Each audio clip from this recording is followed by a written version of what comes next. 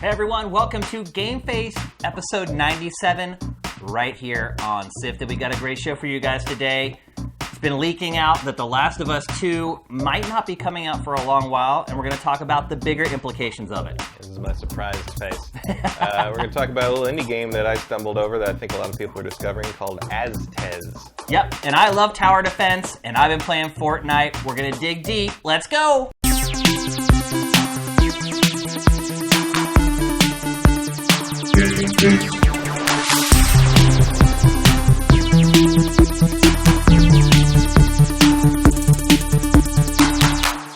Howdy partners, it's Friday, which can mean just one thing. It's GameFace from Sifted Games. It's been a crazy week. Right off the bat, I want to mention, or at least give a huge thanks to all the people from YouTube who have come over and subscribed to Sifted over the last week and a half. We put up the first episode of Pactor Factor that kind of explained our financial situation. We have seen a lot of people coming from YouTube and subscribing to the site. So, first of all, thank you very much. And two, welcome. This is GameFace, our flagship show. It's 3 hours every week. And you guys probably have not checked it out because we've been kind of behind this paywall all this time. We put up the first 11 episodes of GameFace with Marcus on our YouTube channel that are now... Back when it was supposed to be 45 minutes long. Right. And those episodes are now like 2 years old. So for a lot of you guys who are new, I want to welcome you guys and say hello to Matt Kyle. Matt Kyle has been a co-host ever since Marcus left. I think once you guys get to know him, you'll see that he's just as good, if not better, than Marcus as far as driving discussion. He's also a lot more different than me when compared to Marcus, and I think that My generates... beard isn't as good as Marcus's, though. Yeah. And I think that generates a lot of good discussion because he has different tastes in games from what I do. So, welcome to our flagship show, GameFace. Hopefully you guys like it and you'll check it out every week. How have you been this week, Matt? Busy with a project I can't talk about yet, but it is relevant to your interests. So Certainly, when it's ready, I'll tell you about it so you can go see it. But it's just, production schedules get crazy sometimes. Haven't had a lot of time to play some stuff, but I squeaked one game in there. And that's the perfect segue into our first topic on GameFace. So, Aztez, this is a game that has got like zero hype, Matt. Yeah, I didn't know it existed until the day it came out. I think part of the problem is that the studio didn't promote it. By the time it came out, I think it had 2 trailers, had never been sent out for preview by the press, so it has had limited coverage across the industry. But we were working on Dossier, which, again, for some of you newcomers, Dossier is a monthly feature we do where we show every single game coming out for every single platform for the month, and then we include hype ratings from both Sifted Editorial and from the users. And we were putting it together, and this is one of the games that was coming out. I think it came out the first. And it caught my eye. As you can see, the graphics are certainly very unique. And then the first couple reviews came out for it, and both of them were 9 or higher. So this game is starting to build a little buzz. Matt, you've been playing it. What are your impressions of it? I really like it. I mean, I first heard of it when I think it was the day it came out, and a guy in one of the chat channels I was in was like, "Who's anybody played this? What's this about?" And I was like, and I looked at it. He had put a link into the Steam page. So I went and looked at it. And it was like, turn-based strategy game in which the battles are determined by an action-based like hack and slash 2D fighting game. I'm like, "Yep, that's me." Like, bring it in. Sign me up. So I picked it up, and it's like a weird mix of so you see here, this is the strategy map. So it takes place in the Mexico Valley in the Aztec era in the 15th century, and you control these things called Aztezes, which are like sacred warriors. You can have right now I think I have 4. Okay. So that represents how many actions you can take in a turn. So you can see like the little circles there, the color circles there on the map. Those are missions you can do. And sometimes the missions like get you more things or more resources. Sometimes they unlock new weapons or new abilities. Sometimes there are festivals which can get you like new costumes. Sometimes there are emergencies where if you fail at them or you ignore them and let the turn go by without doing them, like a serious negative thing happens to your civilization or to the city it's in. So you have to kind of figure out how to spend your warriors' time accurately. I see those conditions there. Defeat all enemies in 3 minutes. What happens if you satisfy those? Or do you have to satisfy them? You don't have to satisfy the bonus, but if you satisfy the bonus condition in a battle, you get whatever the thing is. So that's this common item. Sometimes it's an uncommon item. Sometimes a rare, valuable item. In the festivals, which are longer timed things. Really bloody. Oh yeah, it's all black and white in the battles except for the blood. And then what you're seeing here is like you have a light attack and a heavy attack, and then a grab. So that is a sacrifice. What you see there, and what you can do is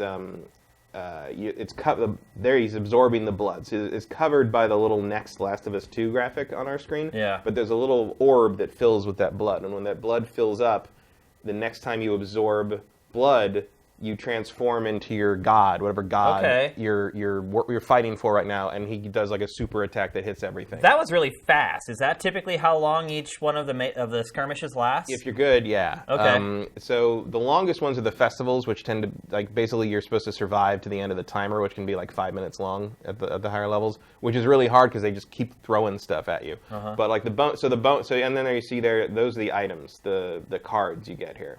So then you see the star rating is a rarity. So that one is great because you get another Aztez. So you get another warrior to do things with in each turn. But you get to pick between which one you want.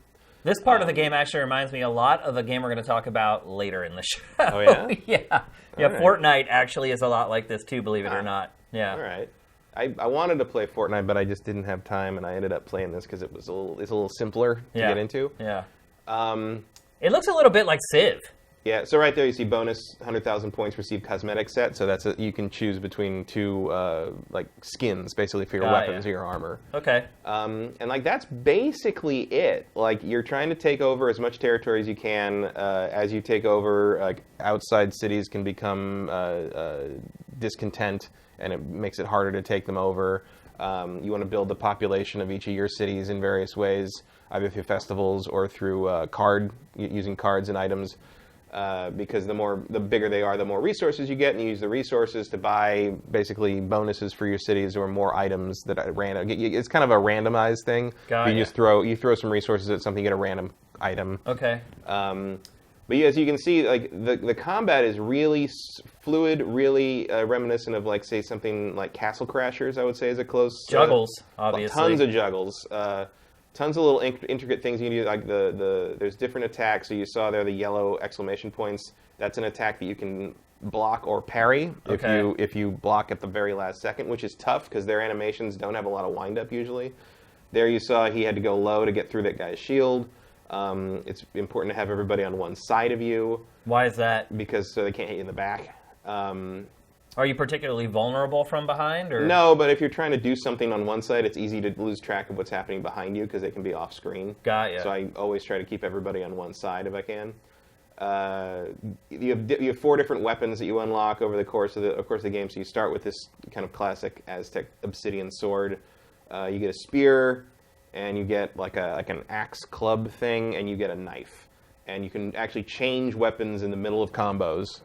And there's some fun stuff you can do a long combo on the ground, and then you can flip them up in the air, and you can jump up, do another combo there. You can do a dash heavy attack, which is a stun. So, but in midair, it just makes them spin in midair, so you can keep doing the combo, and then you can flip them up higher, drop back down, and then when they come back down, on the way back down, you can hit them again on the way down, flip them back up, and jump. I mean, you can keep... So juggling's a huge part of it. You can keep combo... If you're not interrupted by stuff, you can keep combos going for...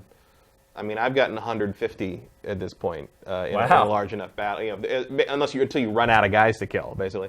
So I'm real happy with how the combat works. It's early on, you're like, oh, this is really easy. I was getting Pyre flashbacks a little bit, where it was just like, oh, this is really easy. I don't know if this is ever. And then very quickly they throw some stuff at you. It's like, oh, okay. You're starting me on the training wheels, and now I'm fighting like an arena full of 12 Wolverines, and I can't even see which direction they're coming from anymore. Is there any kind of plot to the game or any pros at all? Not beyond like the descriptions of the missions that kind of tell you what's happening, like like the emergency, be like, oh, there's a flood, and if you don't do this, and for whatever reason, if you don't kill the evil, because some of the enemies are like supposed to be people, but some of the enemies are supposed to be like evil spirits. Yeah. And like you're supposed to like, if you don't kill them, then they'll destroy your crops or something, and so like that's about as far as it goes so far. I mean, I haven't finished the campaign, so I don't know. But yeah, it's got about as much story as say a Civilization. You know, where it's just like the story is... It's enough to keep you going. The story is what you're choosing to do as you go, and you do get involved. Like, so there's, you can see where you can spend your resources on agents to basically... so like the princess can instantly take over a city without having to spend a turn, invading it, Right. and having a battle, etc., etc. And they'll say that, and that can but you can't do that to a dissenting city. So the assassin is used to turn a dissenting city to a neutral city. It's like the longer you play, the more you're like, oh, okay, oh, there's a new wrinkle. Oh, there's a new wrinkle. It's like so it piles on features as you go. and like the combat does get challenging, and you're gonna have to really get good at managing stuff, and then especially if you run into a thing where you're up against like 50 guys, and your bonus objective is get hit less than 5 times. Oh, geez. Like so. And there's no, you can't save scum it. It all auto saves. So if you screw up, you got to live with it. You got to live with it. Which is definitely the way I think it should be done in this. Like this, sometimes that annoys me, but in this game, it's like I haven't run into anything at least where I felt like it was unrecoverable. Okay. And you can lose Aztez, like in certain like high emergency missions usually. If you right there, you say lose combat. So lose combat or turn ends is the indicator of what happens if you lose, not the. And so if you lose that combat, the spies get away and your Aztez dies, which means you have one less action you can take per turn from then on. Gotcha. Okay. So those are the high stakes battles. Yeah. What about culturally with this game? Anytime you have a game based around an ancient civilization, there's always going to be sensitivities around that. How does it handle everything?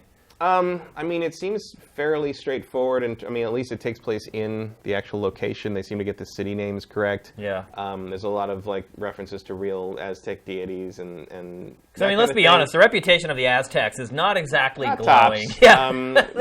It was a brutal society. And this definitely plays into that. I mean, obviously, it's one of the bloodier games you'll play this year, even if it is real stylized and cartoony. But I mean, as someone who's not of Aztec descent, that's not really my place to say. I mean, it doesn't seem like offensive to me, but some people think that anything would be. I mean, I also don't know. We'll actually talk about that under that topic in a little bit as well. I also don't know I don't know who the developers are. They might be of Aztec descent, and this is something they wanted to make because of their cultural heritage. I don't know. I know very little about this game's background because it kind of came out of nowhere.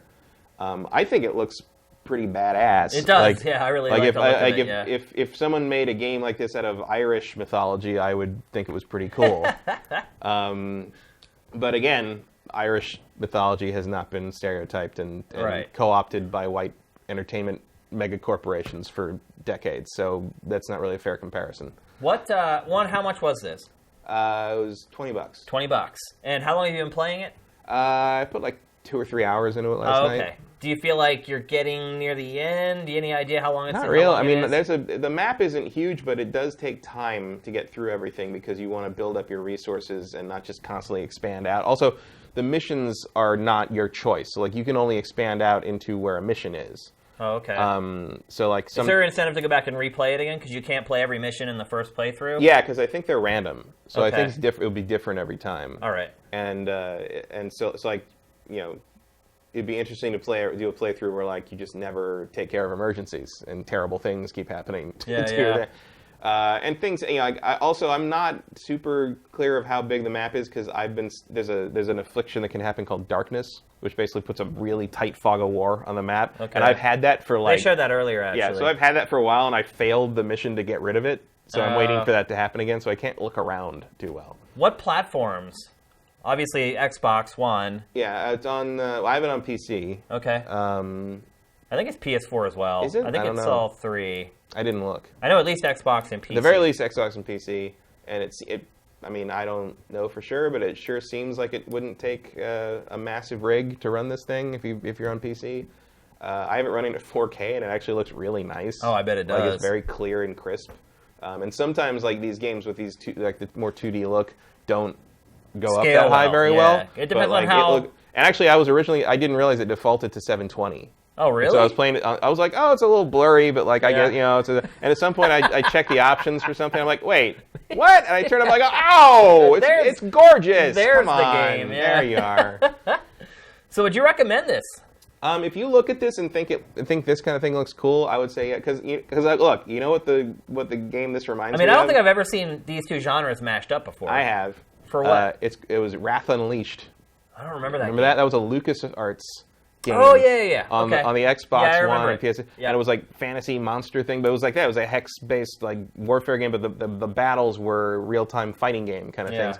And I really wanted to like it, but it was like the load times between fights were like a minute and a half. Like those were the days. Completely unplayable. Like But I love the concept of like a strategy game that relies on your, it's why I like the Total War games or like the Dawn of War, Conquer the World thing, like actually Rise of relies Nations. on skill-based combat. Right, where the strategy is on the map, and then when you get to the actual battle to decide who wins the conflict, it's all down to your gameplay skill. And I really love that. And this is a cool spin on that. If you like that kind of, if you like the idea of a hack and slash game being kind of the determinator on your strategy game, on your game of like micro civ. I like the idea of a strategy game where skill-based gameplay is a determinant. Period. Yeah. Instead of just a turn-based number cruncher. So. And it's like there's a lot of real satisfying little touches like where you can't hear it really here, but like.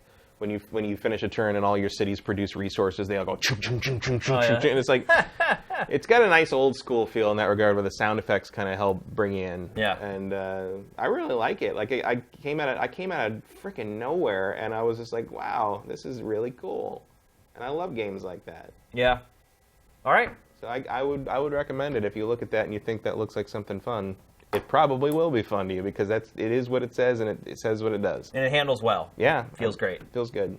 All right. Let's move on. We're going to talk next about a game we've all been waiting for. It seems like forever, but I think part of that might just be how excited we are for the game, because it hasn't really been all that long since it was announced. The Last of Us 2. I think a lot of people were maybe assuming that we would see this game maybe Q1 of next year. I think before this year, some of us thought maybe Q4 of this year.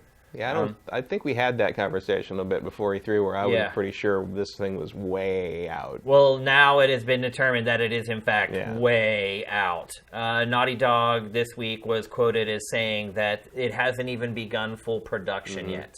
So that means it's still in the prototyping stage, doing a lot of concept artwork, laying out level design, a lot of artwork, period, being done to it.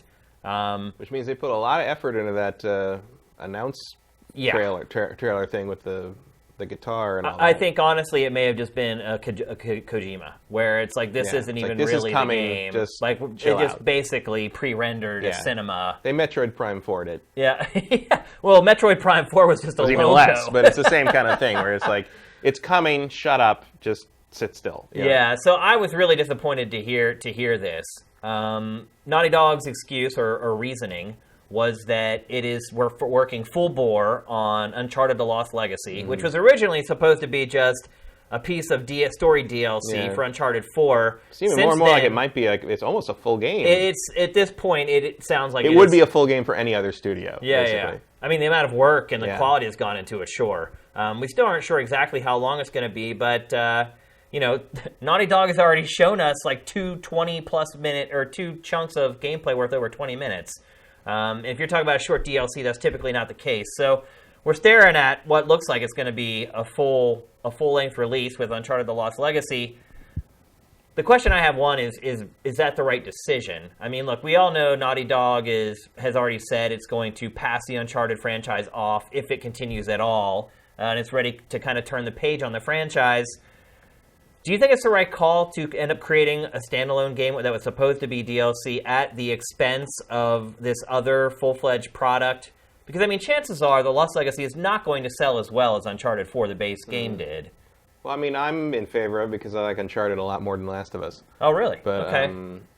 I like the story of The Last of Us a lot, and the characters, but the gameplay I thought was incredibly pedestrian. No, I agree. Was not interesting. There was lots of caveats with the gameplay in that. And it's not like not the the least gameplay, of which was the stealth, the mechanics. And it's not like also the fact that, I mean, it's funny, but like one of the only real things I remember gameplay-wise from that is it was it was that section where you're traveling with Bill. Yeah. And it was like an inside like stealth section. I was crouched behind a thing, and Bill and Ellie are just running shuttle runs back and forth in front of all the zombies, and I'm like, guys, at least pretend. Yeah, there were so many immersion breaks in that. But it's just like it felt like I'd played that game 100 times before, and I only went through it to see what happened to these characters. The story was great. The story was great. All of that, I mean, Naughty Dog is one of the best in that regard, and I would watch the movie, but I have never made it all the way through the game again because I just don't find it very interesting to play. And it's not like Uncharted is the king of gameplay innovation or anything. It's solid, but unspectacular. It's just more along my lines of interest because to me, I think a lot of the stealth in that game is essentially action but slower. Yeah. Which is, not. I'd rather just shoot people in the head. Yeah. A ton of times. And that a lot, yes. You'd think there would be a little more of a psychological impact on Nathan Drake after a while. I mean, my Nathan Drake has killed somewhere in the neighborhood of 2,000 human beings. Right. But whatever. That's another conversation. I would like to see them give this a good setup, especially because I wasn't thrilled at Uncharted 4, and this seems to lack Sam Drake completely, which is one of the biggest pluses anything could be in anyone's book for me. And I like Chloe, and I'm glad they're making it a big deal because that's what I want to play. It appears to be much slower paced than Uncharted. Yeah, a little more on the Indiana Jones figuring out the puzzles on the wall, and a little less punching Nazis on the tank. Yeah. To make the inevitable Indiana Jones comparison, but I'm okay with that. Yeah, it's a change of pace for sure. In fact, I thought it kind of Uncharted 4 could have used a little more of that.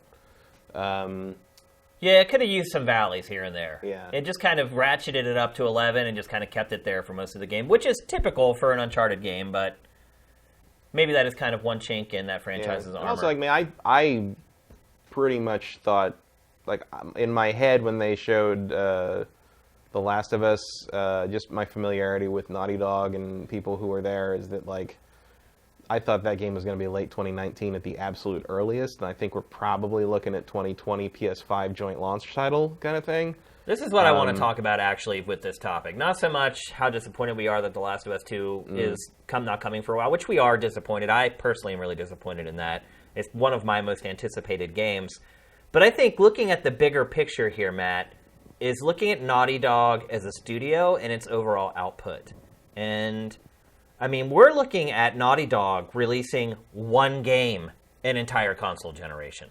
Mm-hmm. If what you say happens and we don't see The Last of Us 2 until PlayStation 5 or a hybrid game we've got with I just Zelda feel like by the time, if you haven't started basically production on it yet, by the time that game comes out, I feel like they're probably going to want to avoid the situation where they made Last of Us and then instantly made a remaster because they were kind of right on that edge. Why not just make it for both? Especially when part of the issue with Last of Us and the remaster was probably that the architecture of the PS3 and the PS4 were so different. But in this case, there's not really any reason not to plan for that. Yeah. With this hardware, this is off-the-shelf parts. And I'm sure if anyone knows what's coming hardware-wise, it's going to be Naughty Dog because they're Sony's golden child, basically. That's what I want to talk about, though. So, one game per generation. Uncharted 4 sold great. Better, I think, than any other game in the versus franchise. 4 in the previous generation. Yeah, it sold amazingly well. So people, it seems, are finally getting on board with this franchise in a mass market way instead of just being the core people really soaking it up. Uncharted historically was not a tremendous selling franchise. It sold pretty well. It sold 1 million, 2 million, but it wasn't like you could be sure if someone played video games, they played Uncharted. But here's another thing to remember: during the PS3 and the PlayStation 2 era, Sony would advertise and market its games years after they came out. Mm-hmm. You would see ads for Uncharted long after it was still relevant to us. And it still only sold as well as it did. Now, Sony has shifted its marketing strategy for PlayStation 4. It's a lot more like other publishers where you have the window where the game comes out, and then it markets it for 2 or 3 months, maybe max after that. And yet, Uncharted 4 still sold way better than any of the first games. So I don't want to diminish the results of what Naughty Dog does. Uncharted 4 sold great. I'm sure it got a lot of people to buy PlayStation 4 hardware just looking at trailers and things like that before it ever even came out. But still, one game. And you start looking back historically, and you think back to Nintendo with Rare. The transition from the N64 to the GameCube. Mm-hmm. And how shocked everybody was when Nintendo was like, we're giving them up. And at least from what I had heard in the industry back then, it was because of Rare's lack of output its inability to hit its release dates, even though its games came out and were some of the best on the platform and sold incredibly well. Nintendo eventually just felt like the cost-benefit analysis of working with Rare wasn't worth it. And so I wonder if Sony ever reaches that point with Naughty Dog where it's like, look, your games are great, man, but one game every 4 or 5 years? I mean, it's not like Sony is not paying them this whole time, and it's not funding its projects. I think, I think for that to really come to a head, Naughty Dog would have to make their equivalent of Star Fox Adventures. Because that's the other thing is their output. Not only was their output, like Rare jumped the shark a little bit. Right. Not only was their output slow, but it wasn't up to snuff compared to their previous efforts. You also had that little tail end there where I think there was a bit of a. There's always been tales of a bit of a wedge between them and Nintendo after the Conker thing, to the point that Rare self-published Conker because Nintendo wouldn't touch it. Yeah. And you've kind of had this feeling of Rare wanting to go their own way, and Nintendo being like, well, maybe we don't need you, and then Miyamoto interfering with Dinosaur Planet to the point it became a Star Fox game for no good reason whatsoever. That's what I was going to say, is that it's not really Rare's fault that Star Fox Adventures turned into what it did. It was called Dinosaur Planet on the N64 for years. And then I think we even played it at E3 a couple times. Dinosaur Planet twice was at E3 in playable form on the N64, and then they'd make the jump to GameCube. They slapped the Star Fox license on top of it. Didn't actually change the game all that much. No, you really mostly just played as Fox instead of Crystal. Yeah, but which was fine. I don't know. I like that game. Okay. Wasn't great. Yeah, I enjoyed it. I mean, it was a decent Zelda clone. Decent Zelda clone with the Rare collectible obsession thing again. I mean, I think there was even a Penny Arcade comic about where the planet just kept asking for 14 different collectibles and Star Fox is like, oh. But I mean, to me, there are parallels between the old Nintendo Rare relationship and what we're seeing with Sony and Naughty Dog right now. I mean, a little bit. I think Rare was straining away from Nintendo more than Naughty Dog is, I think, but there might be a point where Sony kind of has to sit Naughty Dog down and be like, hey, the crazy high level of detail and artistic verve is amazing, but maybe not if it takes another 2 years on top of what it already. Because I mean, you're right, because that does become the question, right? Yeah. Is the extra it's stuff? Yes, that chase scene in 4 is amazing. But maybe if you saved 3 weeks, not putting quite so many apples individually modeled in the bins, or making sure the mud splatters everywhere. Look, for people like us, it's like crack. Oh, We're like, oh my god, this is so awesome. But when you start talking about the bigger market, the mass market, how much appeal or how much of a difference maker is that kind of stuff? I don't know. I mean, Does that really keep people from buying a game or make people buy a game ultimately? Well, I think part of that is because Sony loves to have that kind of thing there to show in their big events like E3 and stuff like that, because it's something... But do people even notice it, though, besides us? We're like, oh my god, look at the gas can sliding around in the back of the Jeep. But all that adds, it's like they say on Red Letter Media, you may not have noticed it, but your brain did. And it gets them mainstream coverage. Kind of like 30 frames per second between 60 frames per second. It gets them noticed. It gets them mainstream coverage to some degree. Like people, if you're a non-gaming media outlet and you're looking through footage to use for your Sony story or whatever, you're probably going to choose that one because it looks amazing, even to the layman. So I can see them having value in terms of they're their demo.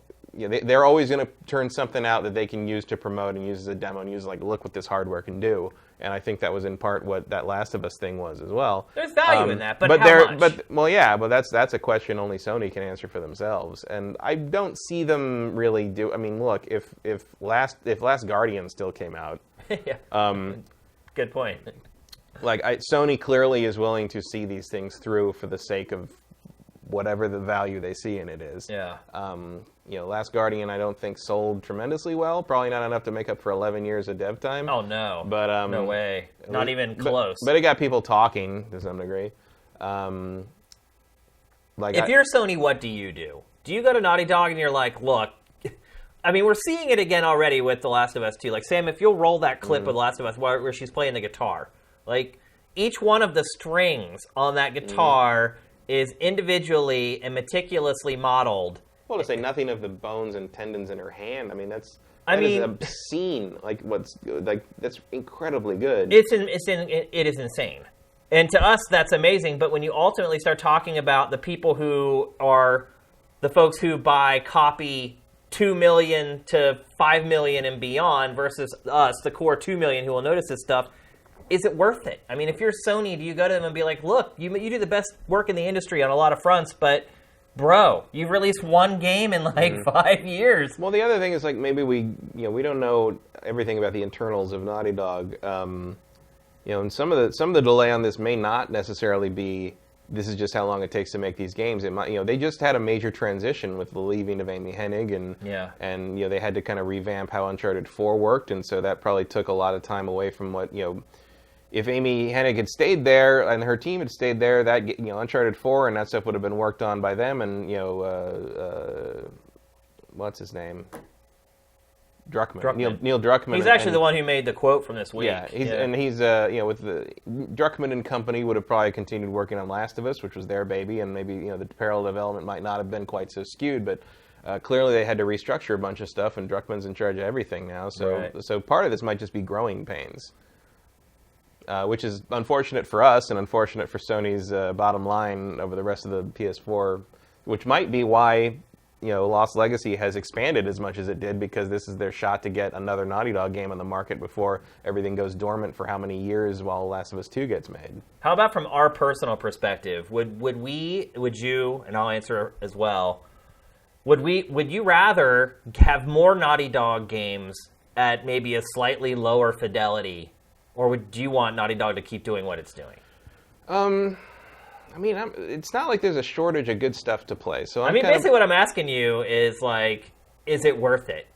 Or is that what separates Naughty Dog games, or I think is it something else? I think it's partly what separates Naughty Dog games. My objections to the hyper detail and the highs, I know how much how much crunch time it puts on that. Naughty Dog is basically always crunching from what reports say. Yeah. And people in the trenches don't seem to stay there very long. Yeah. From what I've seen, and so, it may be contributing to inhumane working conditions. Would be my main objection there. But as someone who likes their games, like, if it looked like 80% is good, it's not like I wouldn't buy it. Right. The main reason I'm there for Naughty Dog games is story, writing, and performance. And they deliver that every single time, and they've been delivering it even as far back as the PS3. Yeah. And as much as I love those Uncharted remasters, they're not a giant, head and shoulders leap over the experience I had on the PS3. So, the argument could definitely be made that it would be more reasonable or more financially cost-effective or humane to its employees to scale it, to rein it in a little bit. Yeah. But I feel like that's kind of not Naughty Dog. It's, their corporate culture is all about like pushing that edge. I want them to just keep doing what they're doing, to be perfectly honest with you. The other thing, too, is that other developers are they're not as good as Naughty Dog, but they're kind of buttoned up against it. So I feel like we get those games that are just a cut below. We get plenty of them from other publishers. And from my perspective, I am the person who notices those small details. And to what you said about how, those little touches are what kind of separate it. And because their games really are about storytelling and things like that, those touches are what really sell the best elements of Naughty Dog's games. And if you doubt that, play this and then play a Telltale game. Yep, you're absolutely right. So I can see Sony's in a tough position with these guys. Yeah. There's really no other development studio that creates games of this quality, at least from a visual perspective. And they're certainly the crown jewels for Sony's hardware, and that holds a lot of value. But at the end of the day, you're paying this company to create games for your platform year-round. It's not like you're only paying for whenever they're actually working on X, Y, or Z. These people are paid all year round. And, man, I just think a game and a half in 5 years is hard to... I don't know if Lost Legacy is going to end up being half a game. I think this would be a full game for just about any other studio. Yeah. So I'm not worried about that, even though it's not priced like a full game. But I feel like you might end up kind of just having a situation where, because of the changeover in high-end creative leads, this is a little bit of a lost generation for Naughty Dog, and they'll have to figure it out, restructure going forward from Last of Us 2. Which is a shame. And I mean, this should have been the easiest generation to develop for that Naughty Dog has ever worked on. Yeah, but it's like, reality is what it is, and the realities of business happen. So, like, if I were Sony, I would be basically trying to make sure they're positioning themselves to have a more reasonable schedule for the PS5 era. Working with them to make sure that Last of Us 2 makes you want that PS5 hardware bad. Yeah. Even if it is, as Pachter predicts, just an incremental step and not a leap. Yeah. Make it the thing that makes you want to drop that $300-400 on that new system, and then from there on out, like, hopefully have restructured and kind of figure things out so you can get something out at least every 2 years. Yeah. As going forward. So, it sucks for Naughty Dog fans that like we don't get more on the PS4, but I'm not super worried about it because you've got companies like developers like Guerrilla Games stepping in and like Horizon is Uncharted quality to me. It is, yeah. In most respects, particularly for an open world action RPG. So they've got the talent to sort of fill those gaps if Naughty Dog can't do it themselves. But there is that certain something Naughty Dog games have that we will miss. Yeah, I think the other thing too is going back to what you're saying about the PlayStation 3 with its unique architecture. I think we'll see an acceleration from Naughty Dog going forward now that Sony has kind of gone to off-the-shelf parts for its hardware. Naughty Dog's built those libraries based around that now. It's just going to build upon what it's worked on with these games on PlayStation 4. So I think that this problem might actually improve over the next half-decade to a decade, provided Sony keeps its marbles and continues down this path with its hardware. So, and that Naughty Dog doesn't. I mean, the perfectionism can really push a schedule back with anything if you're not careful. Anything. Yep, without a doubt. I know that personally. So, all right, let's move along. We're going to talk next about the Switch, which we talk about at least once every episode. Yeah. I don't know if you've noticed, Matt, but over the last couple weeks, I've seen tons of photos on social media between Facebook, Twitter, Instagram of people finally finding Nintendo Switch sitting on store shelves in America. Yep. Japan, people are still lining up to get it. You're still like getting basically a lottery trying to get one. In the U.S., it appears that supply has finally caught up with demand. And what happens now? Now I think it sits for a while until Mario comes out. Yeah. Until the holiday rush happens. Because on Pachter Factor this week, someone asked a question kind of related to this. And they had assumed in the question that the Switch was a success.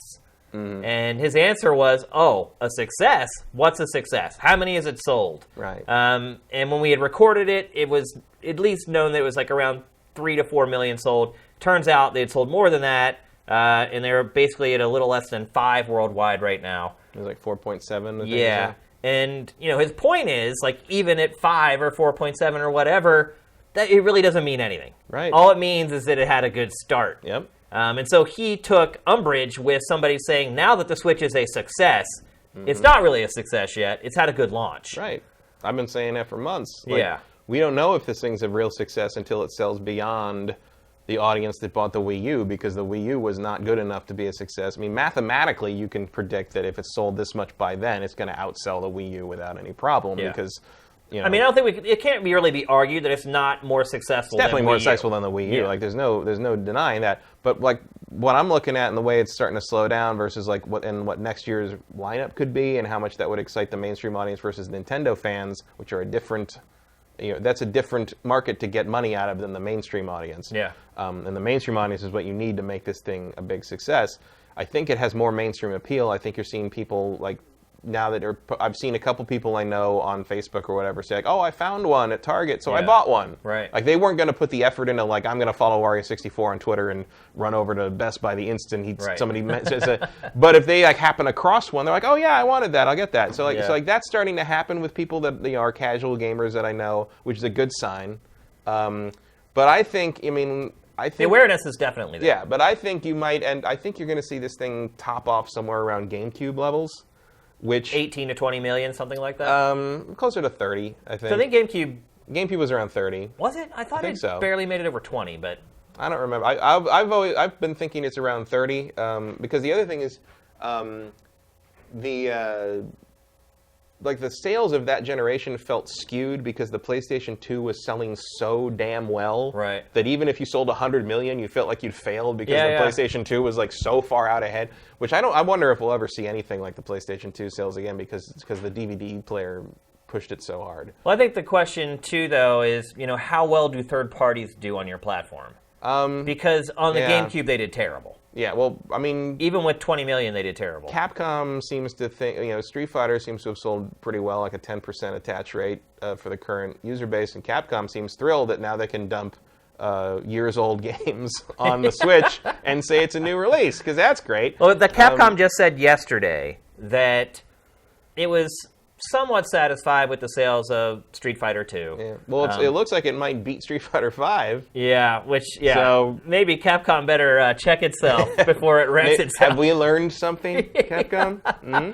But it essentially said that wasn't good enough for it to bump up production of Switch games. Right. So it's I don't think you're going to see new Capcom games on it, but I think you will start seeing the whole back catalog. Out. If you want a portable Resident Evil machine, I think you bought one and didn't know it yet. Yeah. Like it's all coming. Yeah, well, it is. We're going to talk about that actually in a little bit as well. But so, what do you think the prospects are for? Are you surprised they just kind of leveled out this quickly? Because I am. No, you're not. I thought this is exactly what I expected it to do. I thought it would keep this momentum. I thought it would be follow Wario64 on Twitter until at least the end of this year. I thought it might be that if Nintendo never got their act together in getting the production channel correct. But I think you had faith that it was going to do that? No. But I figured if they started meeting demand properly with the supply chain, it would start to tail off after Splatoon 2 because everyone who cares has one. ARMS seems to pretty much. ARMS. Yeah. The other thing I think, ARMS, the e-sport of the future, seems to have not become that.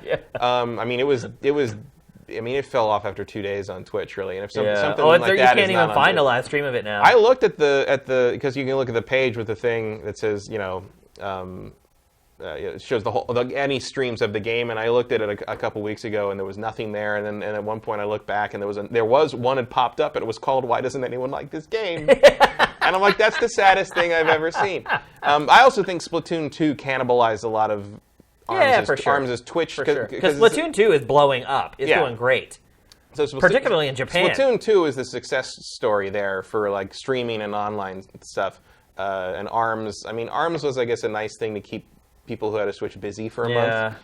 Not even a month. Really. There's not that much going on in that game. But you'll probably see one of those guys pop up in the next Smash Brothers. So hey. Yeah, you're right. Custom made, probably make for a pretty good Smash level. Anyway, because there's nothing to do there until Mario, basically. Yeah. I'm interested in Mario Rabbids Kingdom Battle, whatever. But after that comes out. It's nothing for a while. It's a ghost town for a couple months. Until Mario. Yeah. And I also think, a lot of the mainstream audience just doesn't care about video games. They don't routinely check game news or whatever. Yeah, you're right. I think once you start seeing commercials on, NFL games for Mario Odyssey and the Switch in the fall, it's going to pick up again because people are, oh yeah, that. I guess that's Christmas. I want that for Christmas, or I'm going to get that for the family for Christmas. I think it'll pick up again there. Yeah. So it's going to do well, especially if Nintendo can get units in the supply chain, unlike the Super Nintendo Classic, which is just looking like a vast wasteland of pre-orders starting at the end of the month. Nintendo saying a big supply at launch and steady supply through the holidays. Yeah, we'll see if you can get on there in the 5 minutes they last. Yeah, you're right. But it's about what I expected. I'm interested to see how the Switch sales go in 2018 because I feel like they don't have anything driving. Yeah, we talked about that last week. Driving the sales of the system to non-fans. Yeah. I don't know. This is the furor over the system early on is to be expected because Nintendo's a loyal fan base and it had a really good Zelda game on it. Some would say the first really good Zelda game in a very long time. Yeah. On a console. Yep. Link Between Worlds is great, but that's a handheld game. I know some people think the Switch is a handheld. It's not the point. Yeah. It's you know what? When I will say the Switch has slowed down to the point that I'm concerned, when I start seeing neon Joy-Cons on shelves. Why? Are they like the hot thing? Neon Joy-Cons are... I've never seen one. Really? I've never seen one in a store. I don't even want them. I got the gray ones. I like but the fans love the neon ones. And the neon switch, the actual, the neon switch version versus the gray one. The neon switch one goes for more on eBay because people want the colors. That. And once you start seeing those, the neon color switches and the neon standalone Joy-Cons, when you start seeing those sitting on shelves, that's when you're going to say, oh, this is slowed down. Yeah. Because those are the ones people love them. Those are the popular ones. My OCD won't allow me to have two different colors. That's also part of it because the separate, you can buy the separate ones in the opposite colors. Right. So like if you want two blue, you have two red, you have to buy the separate one. Yeah. Which is a great way of squeezing more money out of you for accessories, which is the point of this system, people. Like I've said that from way back. Like that is what they're doing, is they're selling you gizmos. Yeah. Wait till the D-pad one comes out. I'll buy that. I'm an idiot. It's very weird seeing footage of us wearing different outfits in the same studio. But I'd say the canary in the coal mine for the Switch in terms of speed of sales is the neon Joy-Cons. If you start seeing those, then I would be like, oh wow, why is this here? Because everybody wants those, and if everybody has them, you're starting to hit saturation on that kind of thing, and now you have to sell it to people who need to be convinced. Yep. All right, let's move on. We're going to talk next about LawBreakers, the new arena-based shooter from Cliff Bleszinski, coming out very soon. In fact, I think it comes out Tuesday. Yeah, for 8th. For $30 or $40? $30, I think. 30 sounds right. $30 on PS4 and PC. Mm-hmm. Still not been announced for Xbox One yet. Cliff Bleszinski came out this week and said that everybody or maybe it was last week, saying that everybody talking about how easy it is to port a game over to Xbox One X is full of it.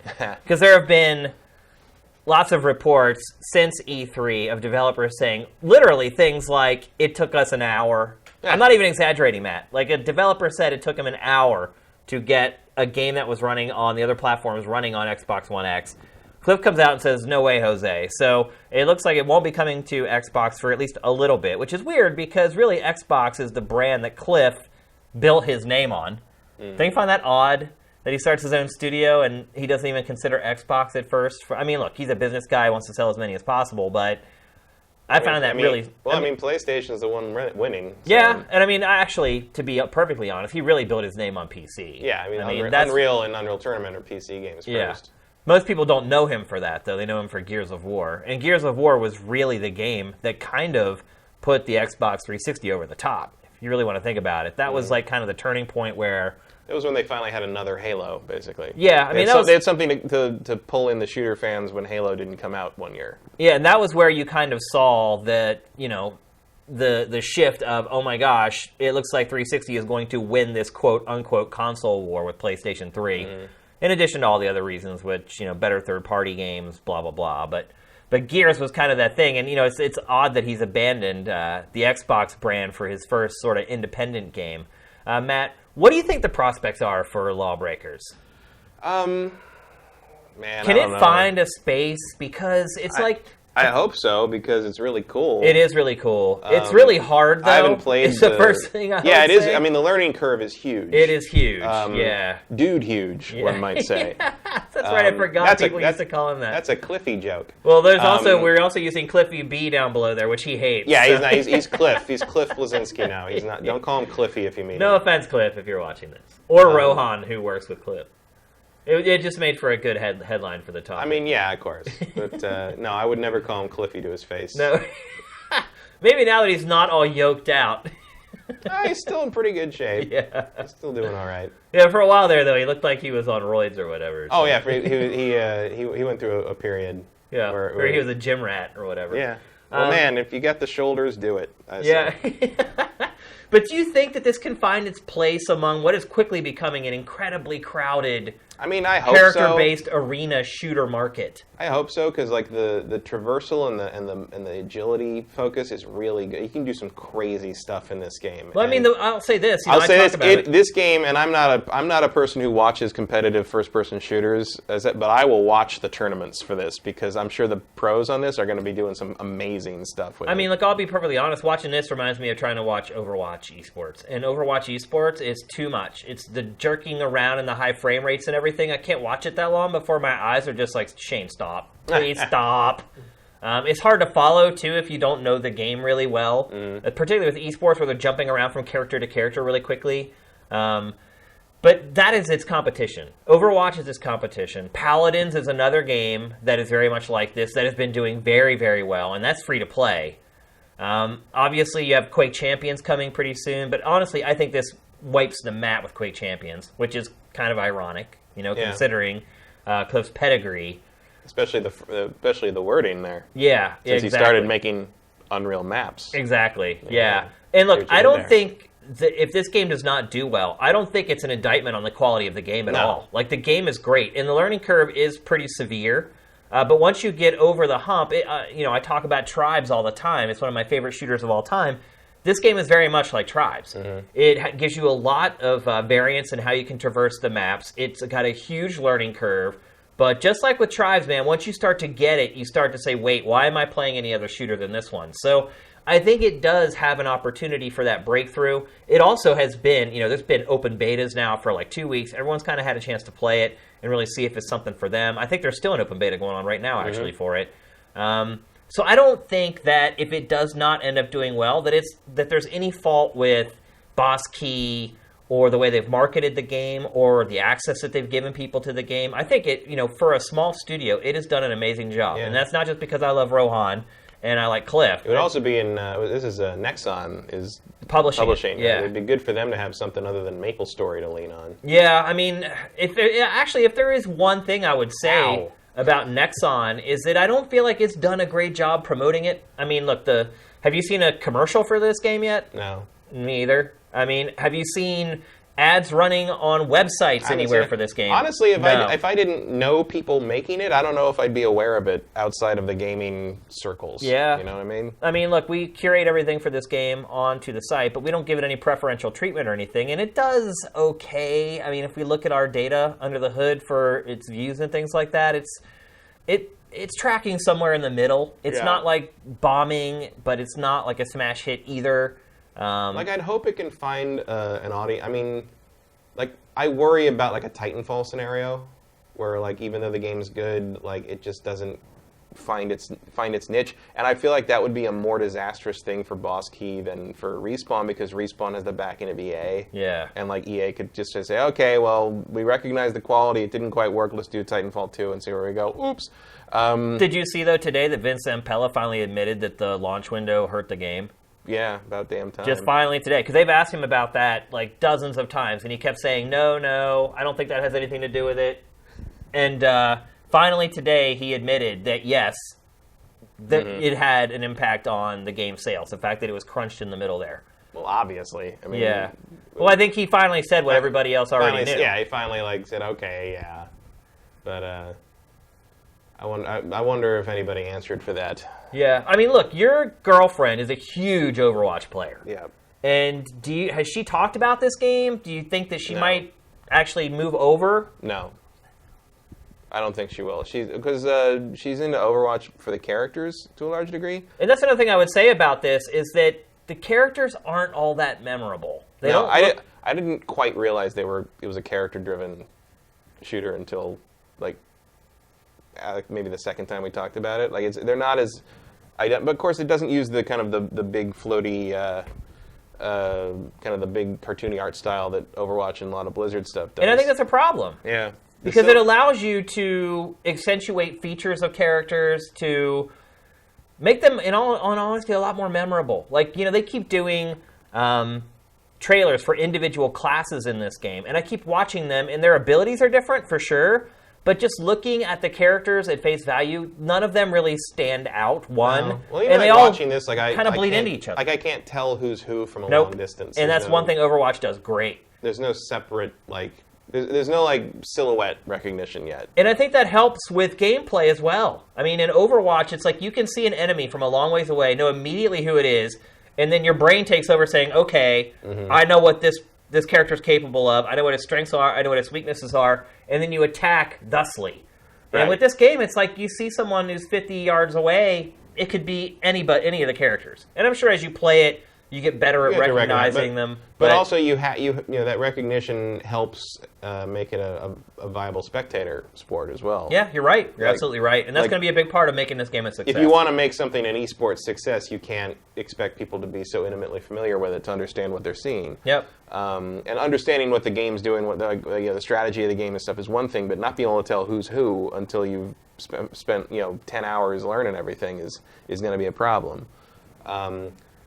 But I think its main strength is that it just doesn't play like anything else. I mean, like there's a comparison to Tribes, there's a comparison to be made to Titanfall, but just the way it uses the physics and kind of the hook shot sort of stuff and all that. I mean, there's a lot of cool things going on here, and I think making it a pay game and not like a free to play sort of buy stuff to play properly, pay to win thing. I think that was a smart move. You do? I do. Just because I mean, maybe I'm smart, but it's certainly one I support. And I know Cliff hates the whole I think he feels it compromises like a game if you have to kind of beg for money. I mean, it's probably going to still have paid cosmetics. I think it will have paid cosmetics, but it's just like you get that baseline that everyone who's playing has put in that money, and you get that money to make the game better. And do this, hopefully do free content updates that matter versus if you want to spend your money on loot boxes for skins and stuff that are just aesthetic, great, but give me the just like Overwatch. Overwatch was a full price game, and nobody seems to have minded having paid that, and they get their free updates and they get their events and stuff, and it works. The question is, can you pry people away from that to try this, and when they do try it, will it convince them to change? And that's why I think it costing money is a problem, in all honesty. Because to get people to try it, they're going to have to pay for it. I think or play the open beta. I think this game isn't right, but most people don't play open beta. Right. It's the corest of the core. I honestly think that this game will eventually go free to play. As for how long that's going to take, I wouldn't be shocked if it happens in 6 to 8 months. Depending on how well it does at launch with sales and things like that. And obviously Nexon is going to have a big hand in that. But Nexon is a free-to-play company. A lot of its games are free-to-play, and that's kind of the business model that it follows. And so probably a lot of the financial structure inside Nexon lends itself to making free-to-play products successful as well. So there might, obviously I don't know this is for a fact, but there might be a little bit of friction inside there with Nexon saying, hey, it is an interesting this choice is our of publisher wheelhouse. if that's what you wanted to do. Right. Yeah, that's what I'm saying. So, I talked to Cliff about Nexon, and the reason they chose Nexon was because Nexon basically gave him the license to do whatever the hell that he wanted with the game. And I can totally understand that, particularly someone like Cliff, who has a really strong personality, has great ideas, and has a proven track record of success. So I can understand from both perspectives why that union makes sense. But it's just so tough, man. This market is so crowded, and I also with great games. You can see Cliff's in because Cliff has such a focus on what looks cool and what. You can even see it in the reload. Yeah, for sure. It's no, just make him toss it in. Make him toss it in the gun, and he's done. So it's got personality. It does. There's no doubt whatsoever. I just don't know if it has the personality in the right place, in the right places. I mean, it's a shallow. In some ways, it's a shallow criticism, but it's also a very relevant one in terms of market. Yeah. That's just, the market is shallow. It is, unfortunately. When it comes to first impressions. And I think things just need to be a little more obvious for the mass market. They, like we were talking about the characters, subtleties in character models, that's not going to do it with the mass market. I mean, it just doesn't. Yeah. And... maybe, look, they can add characters. Well, I don't know if you've seen, there's another character action shooter esportsy thing that Amazon's making. I think it's called Breakaway. I haven't seen it, no. Something like that. It's kind of weird, but originally it was I think it's called Breakaway, something like that. It's almost like Magic Rugby or something. It seemed to have a little more like Saturday Night Combat sort of thing going on, or Monday, whatever that game was. But they just revamped their whole thing. So originally it was like historical characters, like in a like a free for all brawl. So it was like there's like a lady pirate, Anne Bonny, and there was a cowboy, and like they just revamped everything. And so now like everything is weird and like big. It looks like the game got bitten by a radioactive Image comic from the 90s. Like so the cowboy used to be like, he looked kind of like Idris Elba. He was just sort of a standard cowboy in a long coat with a gun and everything, and now he's a cowboy back from hell with a living cape and a gun that shoots like soul energy, and it's just like glowing bullet holes all through his like 49-inch chest and stuff, and it's just like, no, like what? Yeah. Like they're clearly somebody had a, oh my god, panic, make it look like Overwatch now meeting, and somebody took the wrong lesson, and there's a danger you can in go that wrong too. in the other direction. Right. There's a danger in that, too, of just trying to make another Overwatch. Yeah. Because then you're going to be compared to Overwatch, which is an amazing game with a huge player base. So you don't want to just try to carbon copy that. We've kind of seen that with Paladins, even though Hi-Res swears up and down that it was working on this game before Overwatch was ever even debuted or whatever. Yeah. Exactly. But there is a danger of trying to stray too closely, because then you're compared directly with that other game. And you don't want that. You don't want that with Overwatch. I mean, that game is kind of like arena shooter perfection. And so I can see maybe where Cliff and team were like, well, look, we don't want to be exactly like this other game. And again, Cliff's game was in development a long time ago. I mean, it had been started whenever I was on the cusp of launching Sifted. So, or actually even before that. It's been in development for like 3 years now. So there's no easy answer. I wish them luck. You know, on a personal level, Rohan, who I used to work with at Game Trailers, is their community manager. He's in like all their trailers, and I know he has been working his ass off over the last like 6 months. I saw him at E3, and he looked like he was just defeated. So I know that these people have been working really hard on this game for a really long time, and I wish them the best. But I don't know. I feel like it's a tough market right now. It is. It's certainly not. It's not a market I'd want to have to be launching in right now. Not at all. To me, I mean, I can't speak for them, but if I were them, I think it'd feel like trying to launch an MMO like 2 years after World of Warcraft came out. Yeah, you're absolutely right. I mean, the character-driven arena shooter has, I mean, by a lot of people's definition, has kind of been perfected already by Blizzard, and so trying to reinvent that wheel is not easy. But I personally wish them the best of luck. I mean, it's not like it was. It's not like a bad plan or anything on their part. It's like, you could not foresee Overwatch when you started making this game 3-4 years ago. And you certainly couldn't foresee how huge it was going to become. I mean, Overwatch is just gigantic. I like 34 million people now playing Overwatch. It's unreal. So it's no Hearthstone. But, so good luck, Boss Key. Really wish you the best with this game. I hope it does well for you guys. You know, it's always brave. I can speak personally. It takes guts to strike out and do something on your own. And I always kind of root for the little guys who are brave. Not that Cliff, even if Boss Key failed, would be hurting in any way, shape, or form. But there's a ton of people that work with him on Boss Key who have put a lot into this, who are not rich. And I know that's Cliff. I mean, people don't really know Cliff, maybe, or like they've just seen his public persona. Right. And like, if you're a fan, which of is kind of a persona. Sort of. I mean, but it's like, you know, there's kind of like this perception that he's sort of a douche bro sometimes. Right. But he really isn't. He isn't, personally. And like, I mean, when I talked to him at E3, like his biggest concern was, I'm like, what is it? You know, what's it like running your own business? And now you're.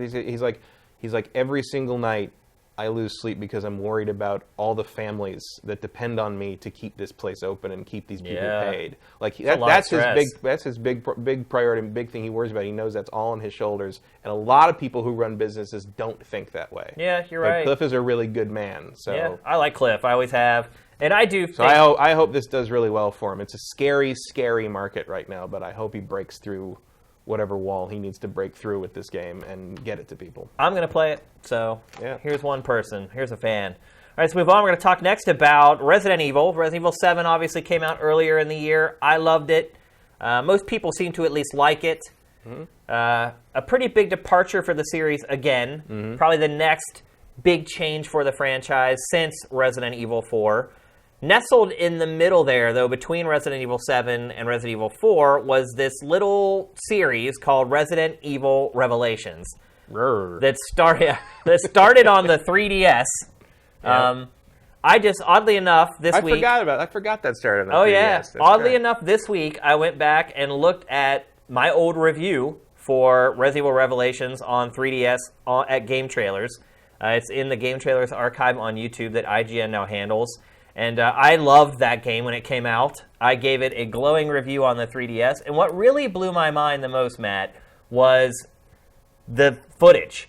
It's 3DS footage, and even at like almost full screen at 720p, that game looked good still. Like I started watching the video review, and I'm like, did GT go back and like put in like, because it ended up coming out on the PlayStation 3, I believe. And I was like, did GT go back and like recut this with PS3 footage? But no, sure enough, it was the 3DS footage. But I also would say that, you know, when I evaluated that game, it was being evaluated against other 3DS software. And truth be told, I mean, it is probably still one of the best 3DS games ever released. It's a huge campaign. It was like 14 hours long. It had this really cool online element on it for the 3DS. So I was really impressed with it back then. Let's fast forward. That was 2012, by the way. Let's fast forward to 2017. The other thing I should mention about this game is that it's a throwback. It goes back to kind of the old style of Resident Evil with the tank controls. It even has like the quick spin in it. But it does have some nice modern quality of life upgrades that make it, like you see, like you don't have to wait for the load screen for the doors. Yeah, of course. Like it's, and that never was know. Like although the 3DS version did use the doors as like load hides. Yeah. But like you can see here, this is the new one? This is the new one, yeah. So this is the PS4/Xbox One version. So you can see, like, this is pretty snappy for a classic Resident Evil game. It is, for sure. Do you think it still has a place, though, in today's day and age? I mean... Does it matter? Not to me. I mean, I have Resident Evil Revelations 1 and 2 on Steam. Yeah. I think I got them for like $2 each or something from some like whatever sale they were on. And now you want me to pay $40 for a Switch version that doesn't even have the second one on the cartridge? That's what I'm asking. No. Does it matter? Is it going to work? I don't know. I mean, there's probably plenty of people that haven't played it. Well, look, it's not just Switch. So Resident Evil Revelations is coming out on PS4 and Xbox One the last day of this month, the 31st. And then a compilation of both games coming to Switch later in the year in the fall. Although that compilation is Resident Evil Revelations 1 is on the cartridge, and you get a digital code to download for the second one. Yeah. Which is... Yeah. Well, you know why, obviously. It's the cart size and the cost. Yeah, I mean, we're running into that God issue. forbid you put 2 cartridges in the box. Yeah, well, again, those carts cost a lot more than it costs to burn a disc. So, I mean, we've seen this all along with the Switch, where publishers have had to delay it or charge an extra $10 for the Switch version of games. That's nothing new. So I mean, it's not. Look, I would probably actually think about buying Resident Evil 4 on the Switch if they put that out, which I'm sure they will. It's coming. Do I care about a 5-year-old game and a 3-4-year-old game at this point? Yeah. Like on this? No. I never even played Revelations 2. Pretty good. It came out in the period in between where I left GT and was working on the site, and I never did get a chance to play it. Was it as good as the first? Better than the first? I mean, I'm not the person to ask about these things, but I thought it was on par. Okay. For the most part, I didn't finish it, but I did think it was fine. Certainly for the $3 I paid for it. Yeah. That's great. For $3, it's hard to beat. Yeah. So I mean, it's like look, more content that doesn't have equivalent on the Switch is always good. Yeah. Like, there isn't anything else like this on the Switch. It's a good choice. It's a good release. And again, I think you're going to see Capcom dig deep into its back catalog for stuff it can really. I think you'll see a lot of Resident Evil on it. I think, obviously you got Monster Hunter X coming. Well, only in Japan right now. Right.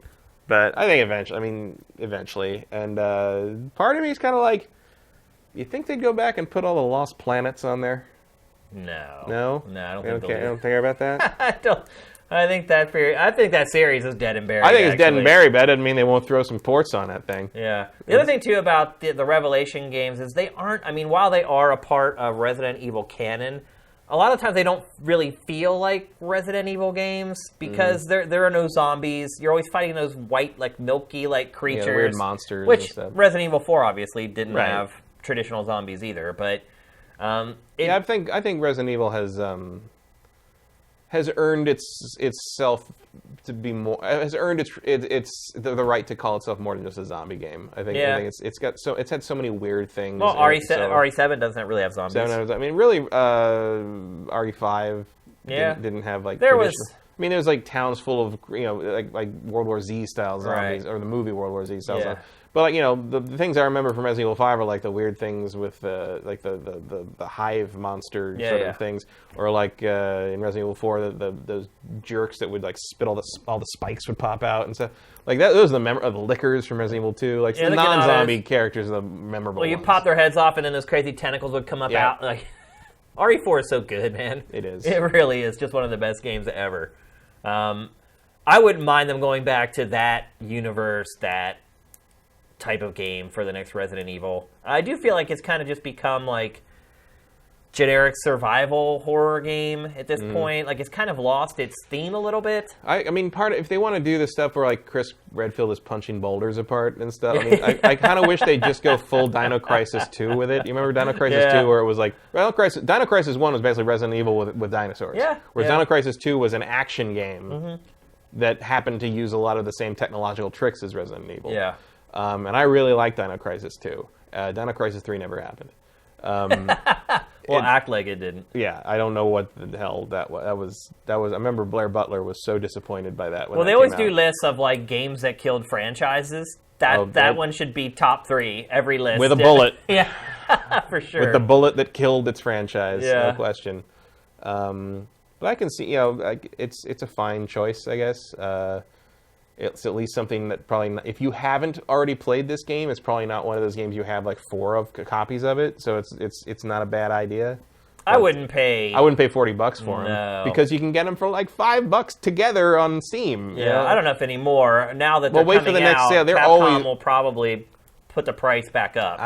They won't do that on Steam. Yeah. No, like they'll just I don't even know if I paid directly for them. It might have been like I wanted Resident Evil 4 and they came in 5 or something on PC and they came in like a Resident Evil bundle that day or something. Like they're not games I ever sought out to own, but they're the games I ended up with because they were so cheap it didn't make sense to remove them from the cart, basically. Yeah. That is clearly not the case with these remasters for PS4 and Switch and Xbox. Xbox One, yeah.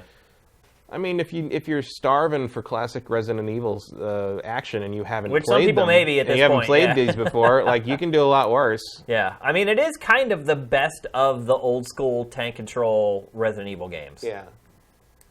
If you wipe all the nostalgia away that you have for like the first 3 games, and just look at them purely as which we'll have a longer conversation about if and when that Resident Evil 2 remake ever happens. Yeah. Well, I mean, they say it's still in development. So they've been saying that for a while. Yeah, they have, and we haven't really seen much of it in like 2 years. Wasn't at E3 again. So, all right, let's move along. We're going to talk next about Mario. And when I mentioned earlier that we're going to talk about sort of cultural things related to another game, this is what I was talking about. So, the cover for Super Mario Odyssey for the Switch had been released a couple weeks ago, and then just this week, suddenly, there was a brand new cover that Nintendo unveiled. Sam, will you put up that image there? So if you look down on the very bottom left of both covers, what do you see as different there? Well, Mario on the right side in the lower left corner, they replaced the picture of him wearing the stereotypical Mexican sombrero. With scuba diving Mario. Yeah, well. And so the one on the right... Another thing you can do in Mexico, to be fair. Yeah. Just saying. You're absolutely right.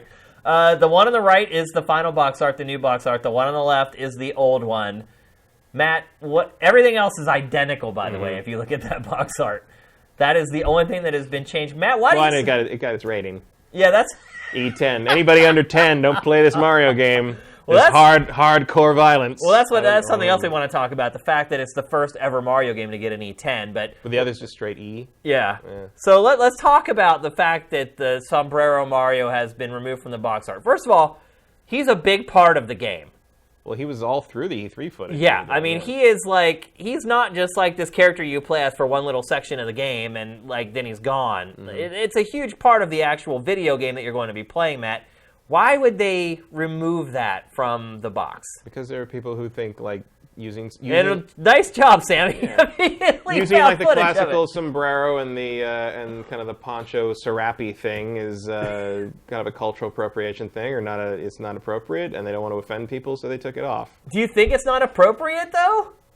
I think if you're trying to sell this game to as many people as possible, it costs you nothing to not offend somebody who might be offended by it. But they're going to play this, and they're going to... Yeah, well, now then they've got their money, so it doesn't matter. But don't you think there'll be like a huge uproar? If people really are going to get mad about it, don't you think there's going to be a huge uproar about it once they play it anyway? I mean, aren't you just trying to avoid negative PR? Yeah, but at least then you probably aren't going to have your stores pulling the quote-unquote offensive cover from the shelves. Yeah, I guess you're right. At least you don't have to remanufacture the product at that point. It gives you another day. Yeah. They have to play it to get offended. How about that? That's really funny. Actually, I think the 2D version of it might be a little more offensive. The 2D version might cross a line. You're right. That one is a little... It's funny how once you put that in 2D, the mustache gets way worse in that context. There's a huge difference. Like all of a sudden, it's like Speedy Mario Gonzalez or something there.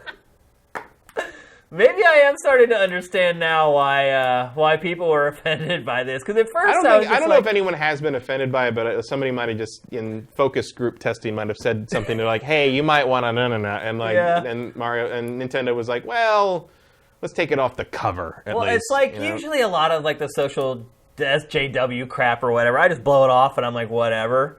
But this one, maybe I can see it a little bit. Yeah, I mean, look. I'm not going to say anything. There it is again.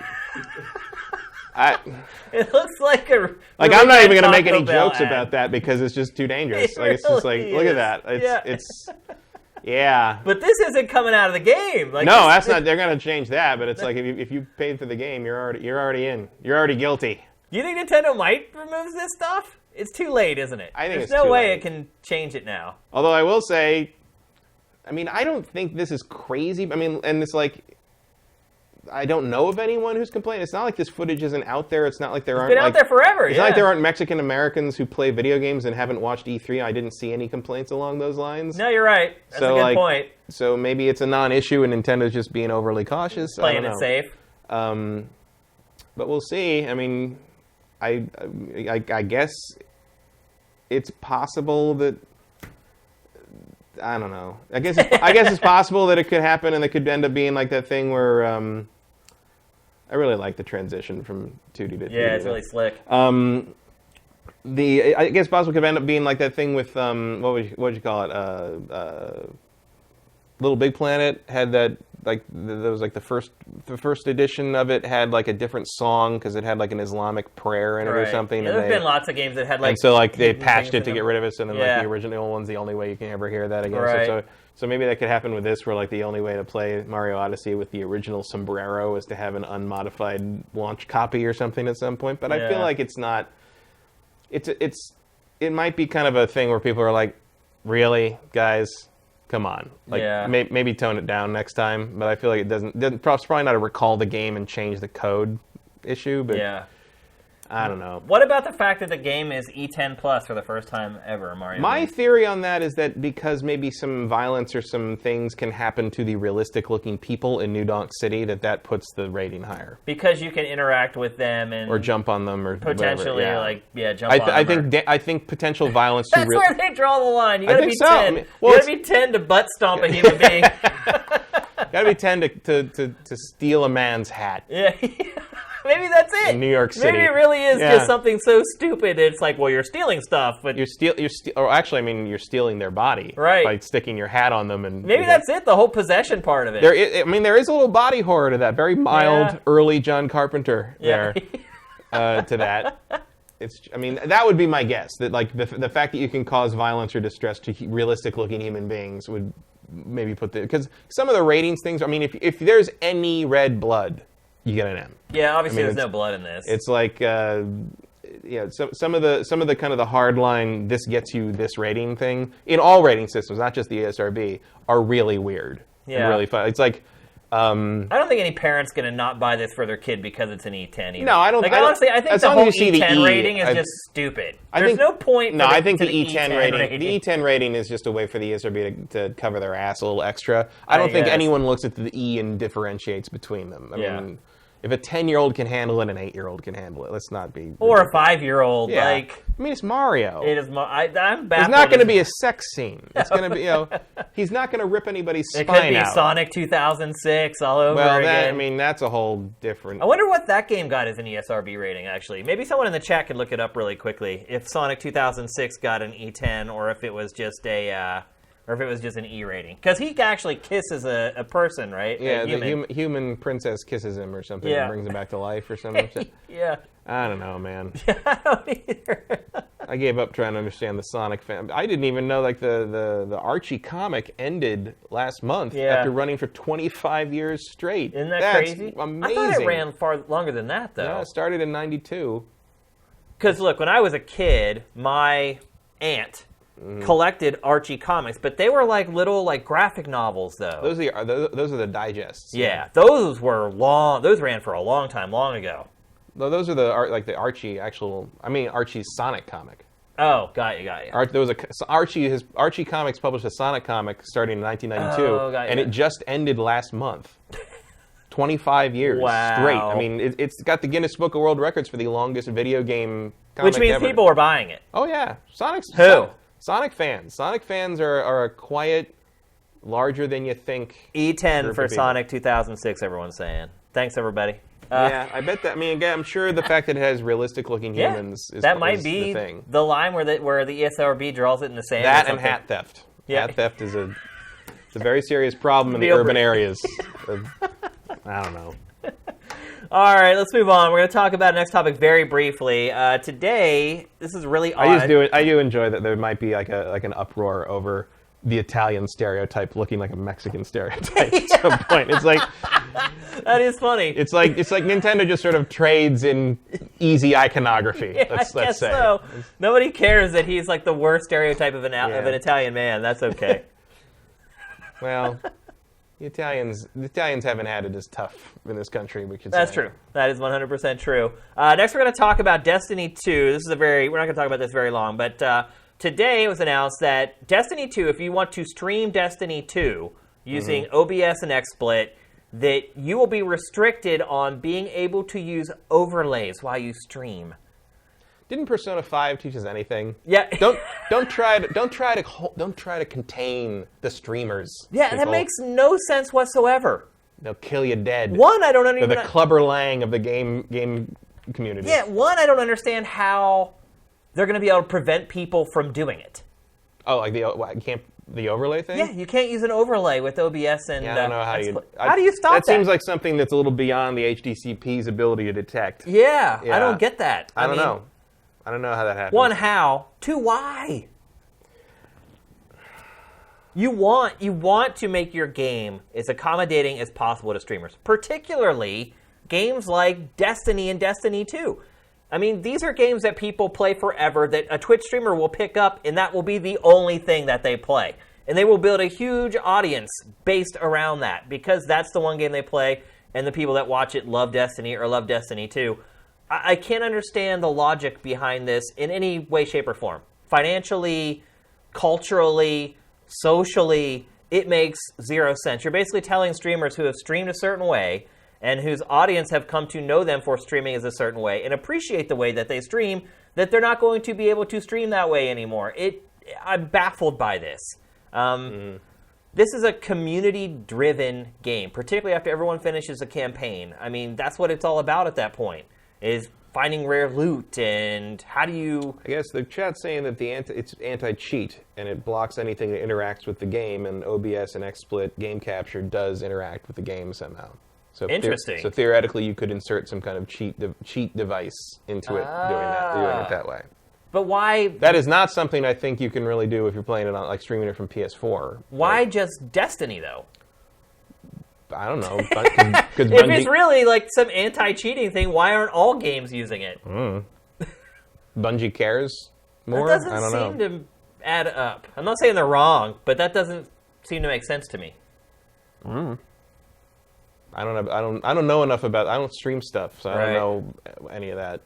I didn't even know that OBS was affecting games when you stream the game. That seems weird to me, but How's that even possible? I don't know anything about how that works, so... even if you think that it's opening up a loophole Most companies for cheating. whitelist OBS and XSplit, they say. Interesting. But apparently Bungie just isn't. You would think, though, if you're doing a cost-benefit analysis of this, maybe... Erebus Jones suggests there's going to be some kind of exclusive streaming deal. And this is part of Bungie's attempt to control that. Like, that makes sense. Like with Beam or something? Oh, yeah. I mean, I can see Microsoft striking deals like that because it's trying to get Beam off the ground. Beam, by the way, does look really freaking awesome. Have you checked it out yet? No. It's really impressive. Like, the stuff that it can do. I mean, in a lot of ways, it really kind of puts Twitch to shame, to be perfectly honest, but doesn't matter. It's so hard to get people off a service where they're making their living to go somewhere else where they have to rebuild their entire audience all over again. And so maybe this is something that Microsoft would do to try to circumvent something like that. Well, it's like, I mean, in theory, if it's more about OBS and how it does and interacts with the game's code and overlays and stuff, theoretically, streaming programs that don't do that, like should be okay. Like the thing that comes with NVIDIA, like Shadowplay and stuff like that should be okay. Right. So, it baffles me. This whole subject baffles me. I have no idea why they would do it. One, how they can do it. Two, OBS doesn't interact with your game. Like, it's not going into the code of the game and doing something. No. I mean, it's just like an overlay system for your streams. It's like the cheapest, most simple version of a TriCaster is all it is. Like when I'm playing a game on the TriCaster, it's not interacting with the game in any way or working with the game's code. I'm at a complete loss for this. I have no idea why this is happening, but no matter what, I think it's not a good idea, and I think it's ultimately going to limit the appeal and the social sort of hooks of your game. It's going to keep streamers from playing it.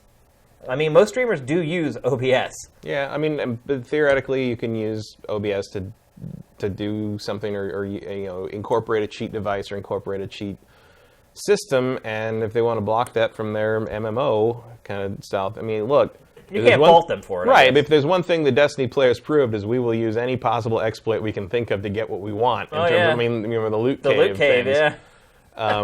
And Bungie, but Bungie was kind of cool with the loot cave for a while. They shut that down pretty quick. I thought they let it run for like a week before they patched it out. But like, I mean, still, they patched it out. Eventually, yeah. Might have just taken them that long to figure it out. That could be. But I can see it's trying to keep the playing field level as best they can. I get it. It's probably not a great PR move, but I'm sure they discussed that, and we'll see what happens. Yeah. So, yeah, maybe we should have some more information on this before we talked about it on GameFace. But sounds like it. It was one of those things that just popped in right before I was doing, organizing all the materials for the show, and I was like, that doesn't make any sense. So maybe we should have held it for next week when we have more information, but I just thought it was worth bringing up. But it looks like the chat is having a good time with it, so maybe it was the right move to talk about it now.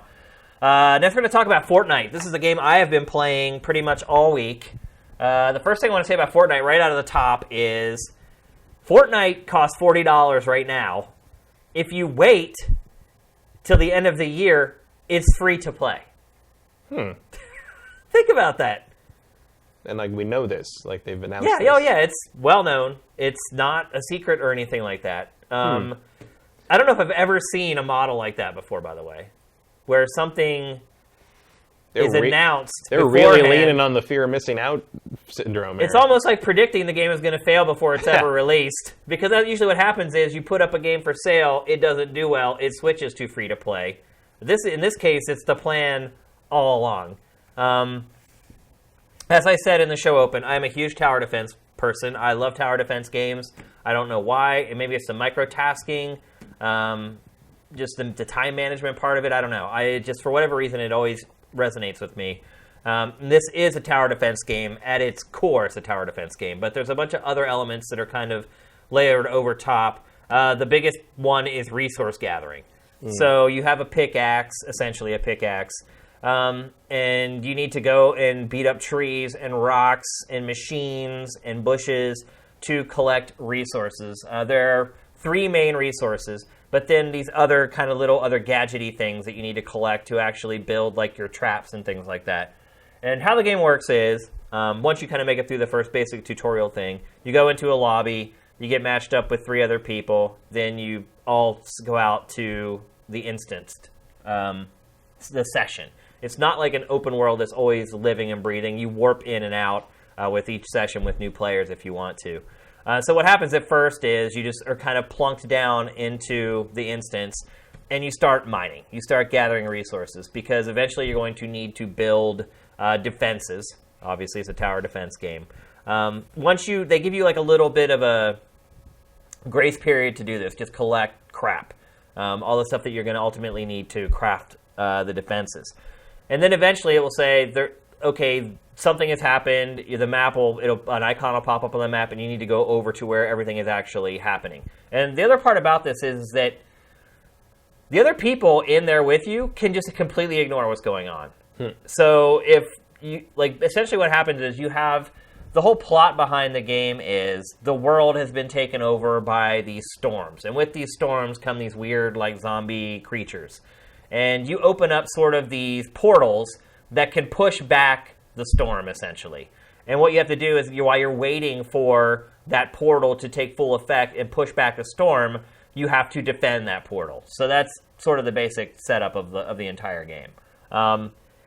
So once the instance starts, after you've had that brief period of collecting all your resources and everything like that, then you actually go to the portal, you activate it. Sometimes you need to collect these blue orbs to sort of power it up and activate it. And then once you activate it, it just turns into a straight-up tower defense game, where you're just defending that orb. And there's buffs, what you're seeing right there is are these little terminals that you can also feed those blue orbs to, that will give your team a boost, or it will increase the hit points of the portal that you have to protect. So there's all these sort of little side mechanics built into the game as well. That gives you also incentive to explore the world beyond just finding where the portal is and just waiting for the instance to start. The building in the game, the learning curve is kind of steep. I've been playing it on PlayStation 4. It's probably a lot easier to get a handle on PC, where you have a lot more keys available.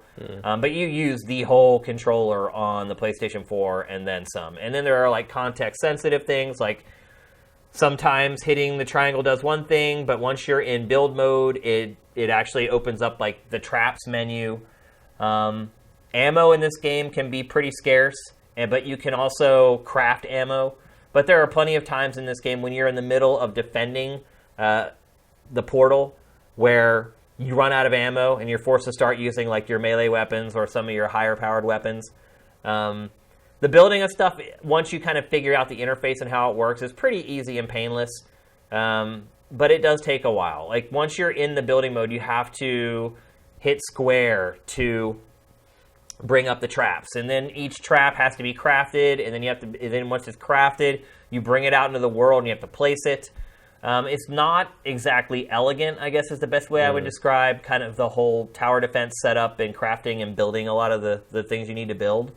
But there is a lot of strategy to it, because each portal is different. The one you're seeing right now is a hot air balloon, and you're waiting for the hot air balloon to land.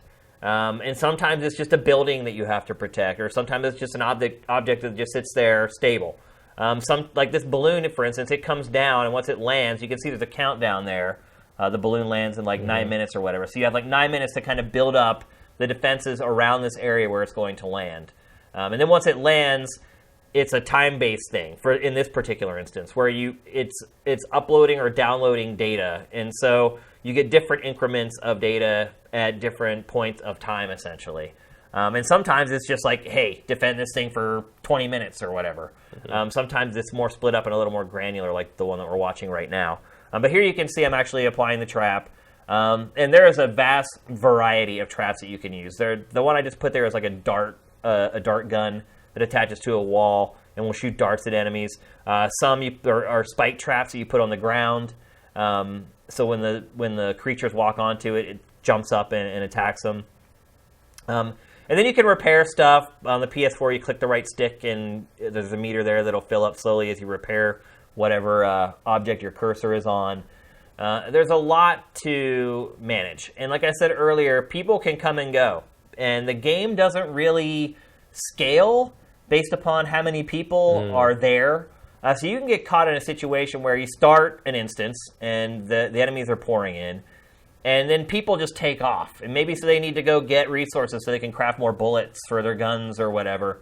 But they'll leave. And then that can really leave you in a lurch because suddenly it's 2 people trying to thwart off waves of enemies instead of the 4. So there's maybe some balance issues there. But what's really shocked me the most about this game is the loot system in it. The loot system in this game is insane, Matt. And one thing I will say about paying for this, instead of getting it for free later, is you get a lot for $40. Like, literally, when I first booted this game up, I just sat there for like 30 minutes collecting loot. And loot comes in a bunch of different varieties. So sometimes loot is just resources or whatever. But you also get new characters to play as loot. You get these things called survivors, and they're like these character cards, essentially, where you can build these squads that help you gather resources that are, again, completely separate from the resources that you use in-game. And I know this is getting incredibly confusing, and that's actually the point. This game is really confusing. It does not explain hardly anything. And look, eventually you get it. I've been playing it for hours and hours now, and I've kind of come to grips with everything. But there's so many systems in the game that it never really explains. The tutorial really teaches you only just how to build the base, how to collect resources, how to then use those resources to create walls and floors and traps, and then how to ultimately set those. It doesn't go into kind of all the subsystems that are related to the loot that you get after completing missions. And it's really just kind of a feeling out process as you try to figure it all out. So the loot that you get, is that like you upgrade your character with it, or you can so you can upgrade your character with it. There's two different skill trees. There's one for basic abilities like combat, defense, fortifications, and then there's this whole other tech skill tree that you level up as well. And based upon the sort of the crews that you build with the survivor cards that you collect, those crews then sort of underneath the hood go out and collect other resources that you can spend on building out your tech, building new traps for in-game stuff. It's really insane. But my real problem with this, and look, generally with systems, even if they're not taught very well, eventually you're glad they're there because you figure it all out on your own, and ultimately the more depth the game has, the better. And I agree with that with this game as well. While it doesn't do a great job of explaining or teaching what you're supposed to be doing or what all these systems do or how they tie into each other and what the benefits are of actually working with them are, it all comes down ultimately to what's it like to play the game. And the actual playing of this game, the shooting and the waves of enemies that come at you, is so mundane and so repetitive. It looks pretty bleh. It is the same. I mean, these two enemy types that you're seeing right now, these skinny, quote-unquote, zombies and then the fat guy, you fight those things over and over and over again. And then generally, every couple instances, they'll introduce one, like, unique enemy. One that can throw bombs on top of your base, or can throw it over a wall so it lands on what you're trying to protect, and so it can take hit points off of it.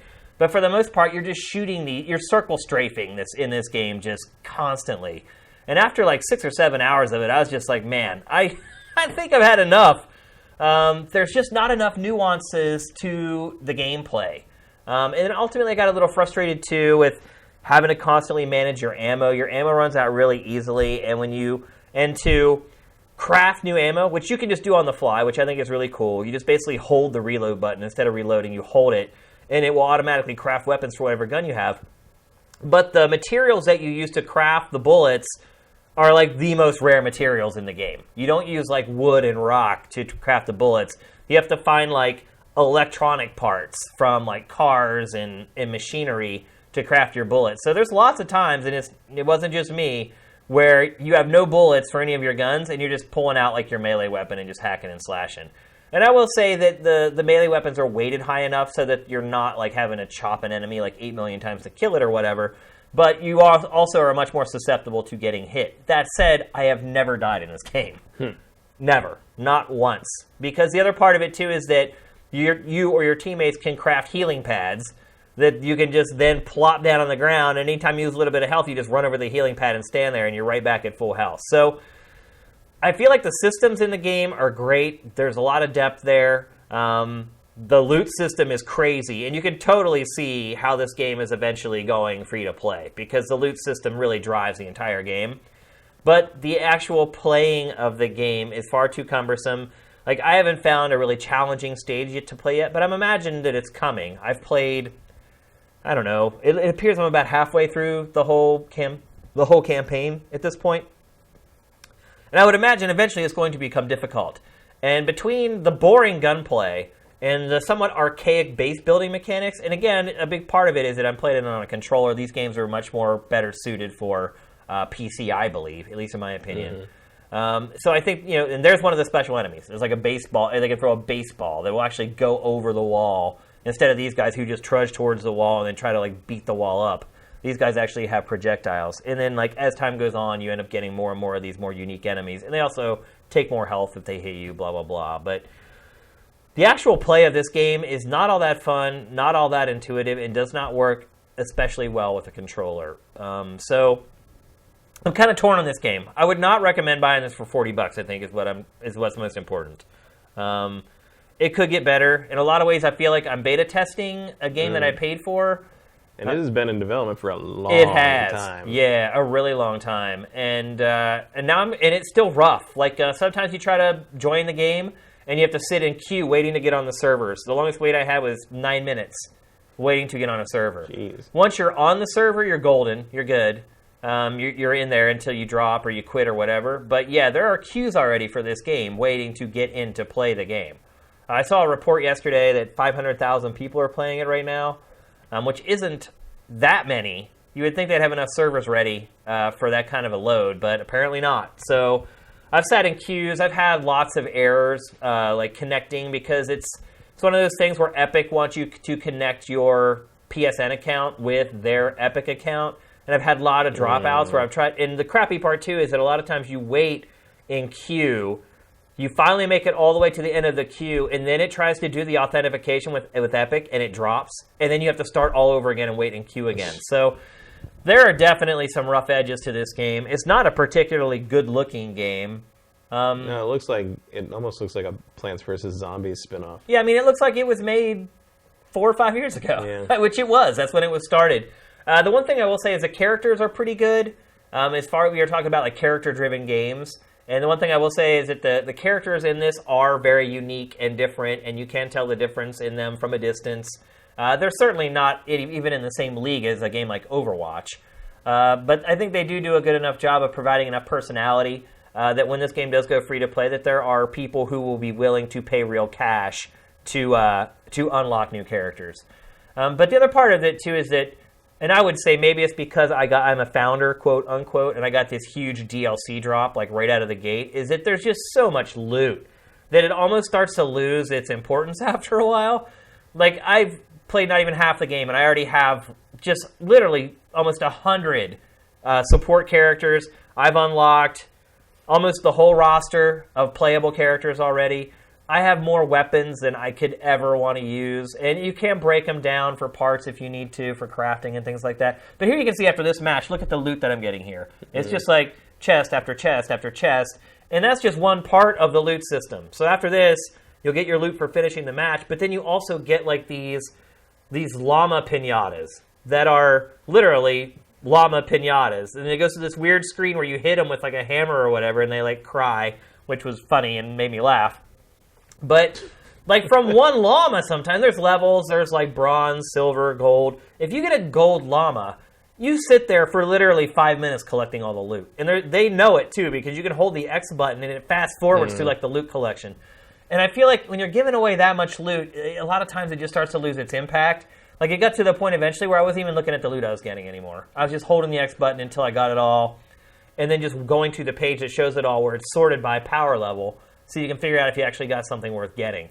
The loot is a little unbalanced, too. Like, after my second main mission, I got a machine gun that literally just kills every enemy in, like, 2 hits. And so that made it like so simple and so easy. You're seeing this gun right now, by the way. It just mows down enemies like with literally like a couple bullets. And it just it makes already a really easy game all that much easier. So it's been a long wait for this game. And you see that enemy just clip through the wall. Through the wall, yeah. Yeah, like I said, it's rough. You know, it's not...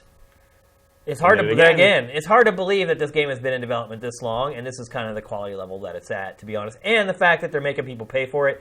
This is another game that probably should have just been free to play from the start, to be perfectly honest. If you're gonna buy a game that is gonna be free to play eventually, it sounds like LawBreakers is the way to go this week. Yeah, that's a good point. And that's what I was saying. I mean, the loot that you get LawBreakers is cheaper. Is pretty insane. I mean, I did get like a crazy assault rifle that just mows down enemies right out of the gate, but is that what you want? Do you want a weapon that just makes the whole game a cakewalk? Like paying money for? I don't know. I've never been a huge fan of that whole business model, to be perfectly honest with you. I mean, and in some ways, I would say that this is kind of a pay-to-win scenario. I mean, you're paying the $40 up front. One, you're getting access before anybody else, so you're going to be so leveled up, and you're going to be a complete destroyer by the time everybody else jumps into the game. But can you see yourself coming back to this in like January? No way. No way. I mean, I'm already kind of burnt out on it, to be honest, because it's like, this is the reason why I'm a gameplay first guy, Matt. This is why I always put gameplay above everything else, because all the frivolities don't matter if the game is not fun to play. And it's so easy. The enemies just march in a line towards you. They don't really have AI, so to speak. Like, there's some times where they just, like, flat out don't even recognize that you're there. So I don't know what took all the time for this game. It's not especially polished. It's rough around the edges. The loot system still needs a lot of tweaking, and I'm sure that's why we're paying to beta test it right now, so they can figure out all those algorithms and the math behind that stuff. But I do not recommend spending $40 for this game at all. Wait until it's free to play. Although I will say that wait is a good ways off. It's not like next week or next month or anything. It's like Q4 is when the game goes free to play for everybody else. So I'm a big tower defense guy. I feel like the tower defense options in it are way too archaic and way more so than they need to be. I can kind of understand why Epic did it that way, because obviously you want the game to have longevity and you want those systems to have depth. But I just found them to be annoying and hard to work with when there's actually like a match going on. It's fine when you have that grace period before everything starts, but once the actual monsters start rolling in, like it's just way too slow and cumbersome to actually have an impact. So, and there you can see right there is a heal pad. It's like the chances of dying in this game are like slim to none. So I had fun with it for a while, but after a few hours and things just weren't changing quickly enough and weren't becoming challenging quickly enough, early enough, I started to lose my interest. I kept playing because I wanted to have a more informed opinion before I talked about it on GameFace, but not necessarily because I wanted to. So, and in fact, the last couple hours I was like, I should be playing Tacoma instead of this. So there you go, folks. My opinion of Fortnite. I don't know if any of you guys have been playing it. Did you see in the chat if anyone had been giving it a whirl? Mostly people seem to be asking to get it off the screen. Well, there you go. I guess that should not have been the last topic of this GameFace then, but it is kind of the biggest game that came out this week, except for maybe Tacoma. Yeah, I didn't get to Tacoma. I wanted to, but it was just it was a busy week. It's only 3 hours long, Tacoma. So, not much of a commitment. Well, it's the Gone Home people. Yeah, between one of us, I think we'll get through it the next week and we'll talk about it. Well, actually, you're not here next week. I'm not here next week. That's so right. You'll have to do it. Yeah. Or you can wait for me. I don't know. Yeah. Whatever you want. I don't think we want to wait that long for a 3-hour indie game. Probably not. One thing that was interesting today, though, someone reported that you can finish Tacoma without doing anything. The game can start, and you can just stand there, and eventually 3 hours. The game ends without doing anything. All right. Indies. And it was by design. It wasn't like a glitch or a flaw. Right. Yeah. Like, the developers were like, yeah, we left that in there. And then originally the game had an achievement for doing that. Oh, and they ended screw up, you. And they ended up taking it out because they didn't want to force people to just sit there. stand there the whole time to finish the game. So, all right, that's it, folks. It's time to get to our trailer of the week. As always, this is your time to get questions into the chat. I'm sure you guys are all relieved that Fortnite is no longer being talked about on the show. Our trailer of the week this week is a VR game. And I don't feel like we talk about VR enough on the show, one. And two, we definitely don't... I don't think we've ever had a trailer of the week for VR other than Resident Evil 7, which, hybrid. not a straight-up VR game. This is Ark Park VR. They should have called it Ark Park VR, but it's Ark Park VR. It's a VR spinoff of Ark Survival Evolved. And at first when they showed this, I thought this was another one of those VR, like, just walk around and pet the dinosaur, and maybe you stumble across an egg and the dinosaur gets mad and roars in your face. No, this is actually a first-person shooter, and it looks absolutely stunning. One of the best VR games I've ever laid eyes on. It's coming out for PlayStation VR, Vive, and Oculus Rift, so no matter what HMD you've got, you'll be able to play this game. I think it may be a timed exclusive on one or the other, though. So give it a look, people. I was really impressed with this.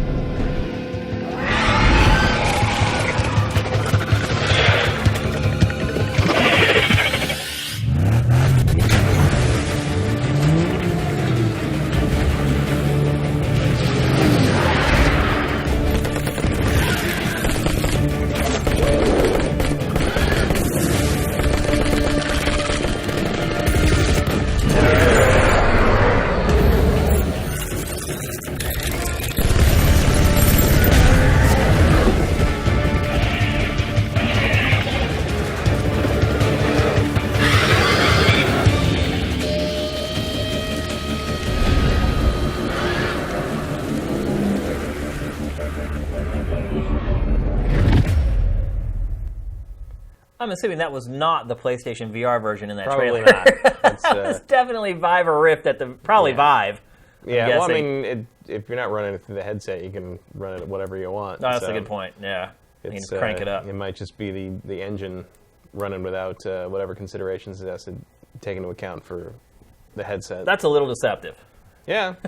That's a little shady. Look, I've used my Vive enough to know that it ain't going to look like that. Yeah. It might look like that raw, but right. It's not going to look like that through the actual lenses. Game looks good, though. Looks good. Yeah, I'll probably try it. Still waiting for that VR killer app, by the way. That's probably not it. Yep. We got tons of questions in here already. The one Geo, if you could relive any gaming generation, which generation would it be?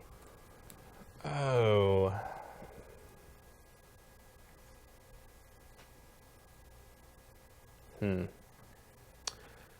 Does that mean we get to go back in time too? Yeah, I don't know.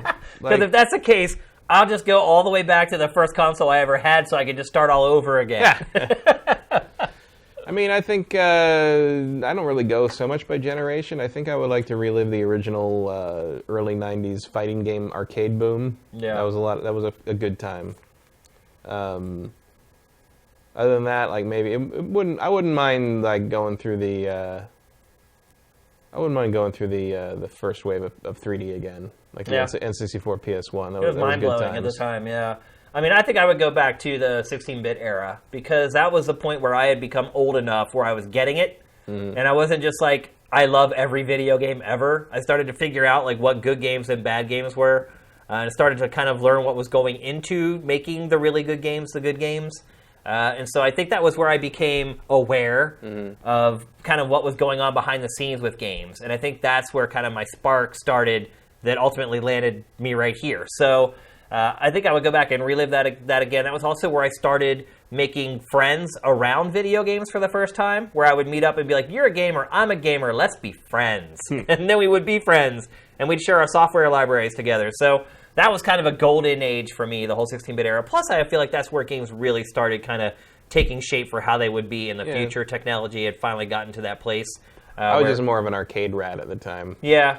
I mean, look, I lived in the arcades too, man. I've told tons of stories on the show about the arcades. And that that might not be a bad era to relive either, because that's also something that we'll never ever have again. No, unfortunately, not in the Dave same and way. Buster's just doesn't cut it. No, Dave and Buster's doesn't have a lot of head-to-head competition happening. It's more the pay. You don't see a whole lot of quarters being put up at the Dave and No, Buster's. well, because they're cards. Right. And well, my thing is the big thing for me is that like the games are timed now. Yeah. It's not about like are you good enough to last as long as you can last. It's just Right. like you pay for 5 minutes. 5 minutes of game time. Right. And I'm just like that's not what an arcade is. It really isn't. Yeah, because I mean I've said this before, but I got kicked out of a couple places because I lasted too long on a fighting game on 1 quarter. Yeah.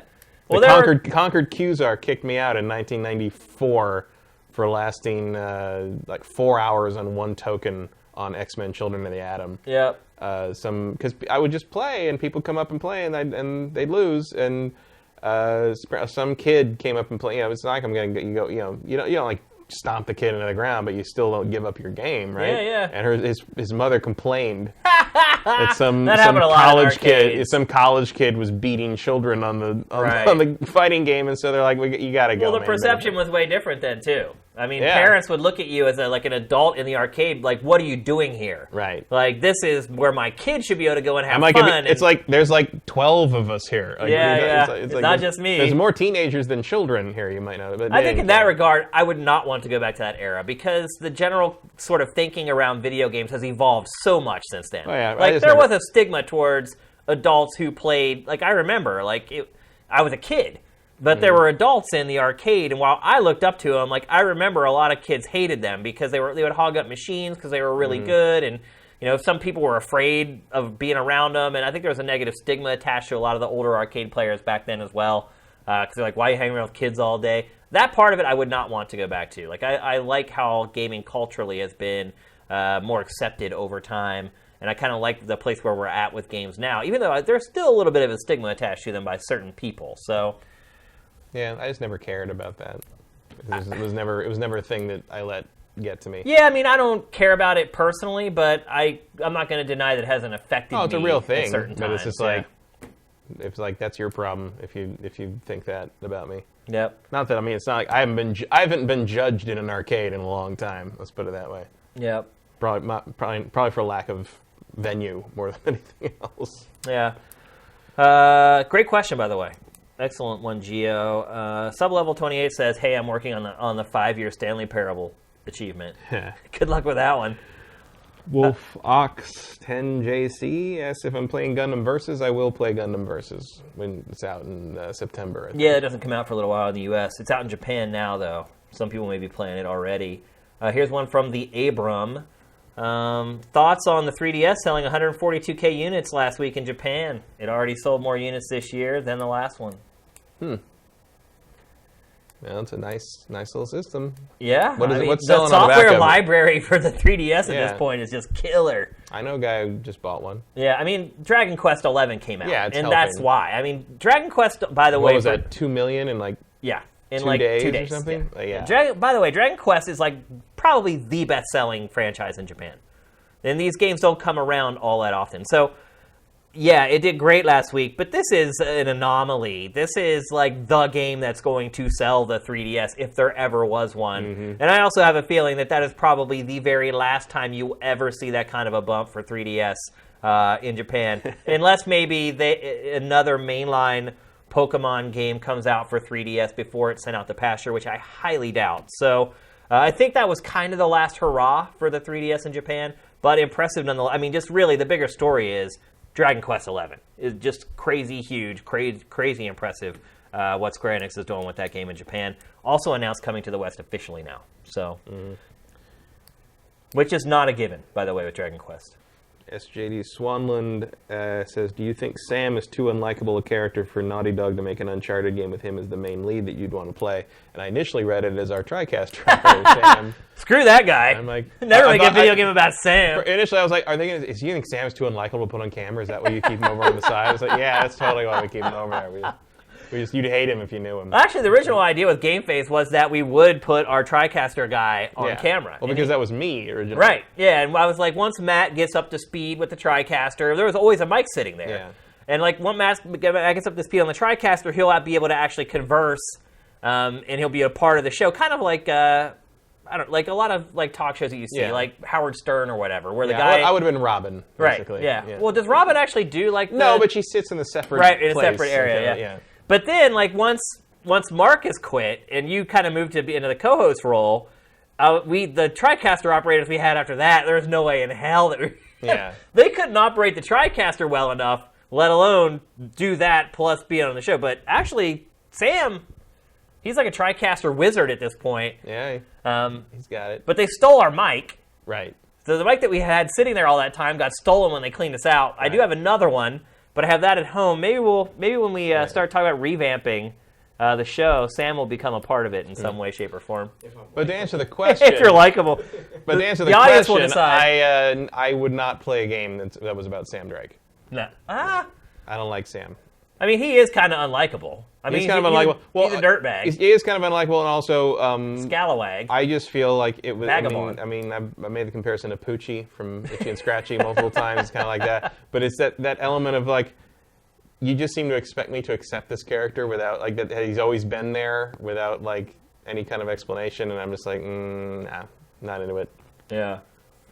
Here's one from Johnny Hurricane. Do you think any of the games in October are going to get pushed out since it's so busy?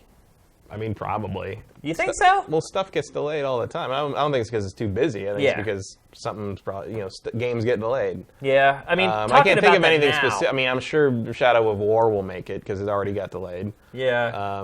What else is in October? It's only 2 months, though. I mean, it's not. I don't think it's really necessarily about what games are coming out. I think it's more about time frame. Well, I mean, if you slip from October, you'd slip to like probably February, March. Maybe. But I also feel like if something was going to slip in October, they would have told us already. It's very rare. I mean, if he's talking about big games... Final Fantasy 15, that slipped from September to November, like how far before launch? Like I still 3 think weeks, it was... 4 weeks? Was it 3 weeks? It was very close, as I remember. Though that's rare, though. It is usually rare. If a big game... But I mean, 11 years just wasn't enough. We needed 2 more months. Exactly. But typically with a big game, if a big game was going to be delayed or not make October, we would have known about it already. You'll hear about it before the big game's ad campaign starts, right? Basically, because they don't want to spend that money for nothing. Yeah, so I would say no. I don't think, at this point, asking now, I don't think any of the big games from October are going to get pushed out. That's my opinion. I can't fully remember what all the games for October are. So I can't either, but I don't think it's relevant either. I think it's more about timing and the pre-investment you have to put into the marketing programs. Because, look, if a game's come out in October, those media buys have already happened. Any game that's coming out in October, the publisher has already went to the TV networks and print media and digital and said, this is our budget, this is what we're spending, this is the program, run it. And it's too late to kind of bail out of that stuff at this point. So I don't see anything from October getting pushed. I would be really shocked if anything did. Suburban Samurai Jam asks, are there any single-player games you occasionally like to go back and replay? Campaigns. Mm-hmm. Yeah, I mean, 3D platformers, I go back and play. Because it's not really about, like, getting to that next cutscene or that next story beat or whatever. Typically, games that are not story-driven, to me, are much more applicable when you're talking about replay value. I think the games in the last, like, 10 or so years I've replayed the most single-player-wise are, oddly, the Tomb Raider remake. I played that 3 or 4 times. Yeah. The first remake. Yeah. And oddly enough, Darksiders. I don't even particularly like Darksiders 1 that much. And in fact, we gave it, I think, a 2 out of 5 when it came out in 2010, and I fully supported that. But I've played that game, I think, 4 times through. Because it's a completely unimaginative, like, basically rip-off of Zelda, but it's a real competent one. It is, like, it's a real solid, like, it doesn't do anything particularly new or well, but it does everything good enough. Yeah. And it's actually some pretty good voice performances. I've been through that on multiple platforms because of the War Mastered Edition and stuff. Oh, and I almost forgot because when I was playing it, I was thinking, so they did War Mastered Edition, right? And then they did Definitive Edition for 2. Yeah. So the third one is totally going to have a Fury K edition, right? Probably. Right? Yeah. Remember I said that. Fury K is going to be what they play on for that. Yeah. And then there's never going to be a Strife game because you can't make a pun out of that. Yeah. I would say the one exception to kind of what I was talking about are open world action RPGs, because you can spec out your character different every time. And so you can create a different gameplay experience every time based upon what class you use, what kind of weapons you craft, things like that. So I think with those games, it's different every time, and that makes them like Skyrim. That's true. There's a lot of people who have played Skyrim like 5 or 6 times or whatever, and they use a different character role kind of every time. So I think that's sort of the other exception to. But like for me, generally, like really linear, story-driven games are the last thing that I will replay. I'll play them if I really enjoyed how they unfold, like Tomb Raider. The other thing, I think, I think we mentioned earlier in the same context as Aztez. I love the games where you've got a strategic map to take over, and then you play an actual, more action-based gameplay. So I probably the Dark Crusade, Dawn of War, Dark Crusade, where they got the map and you take over the planet. Yeah.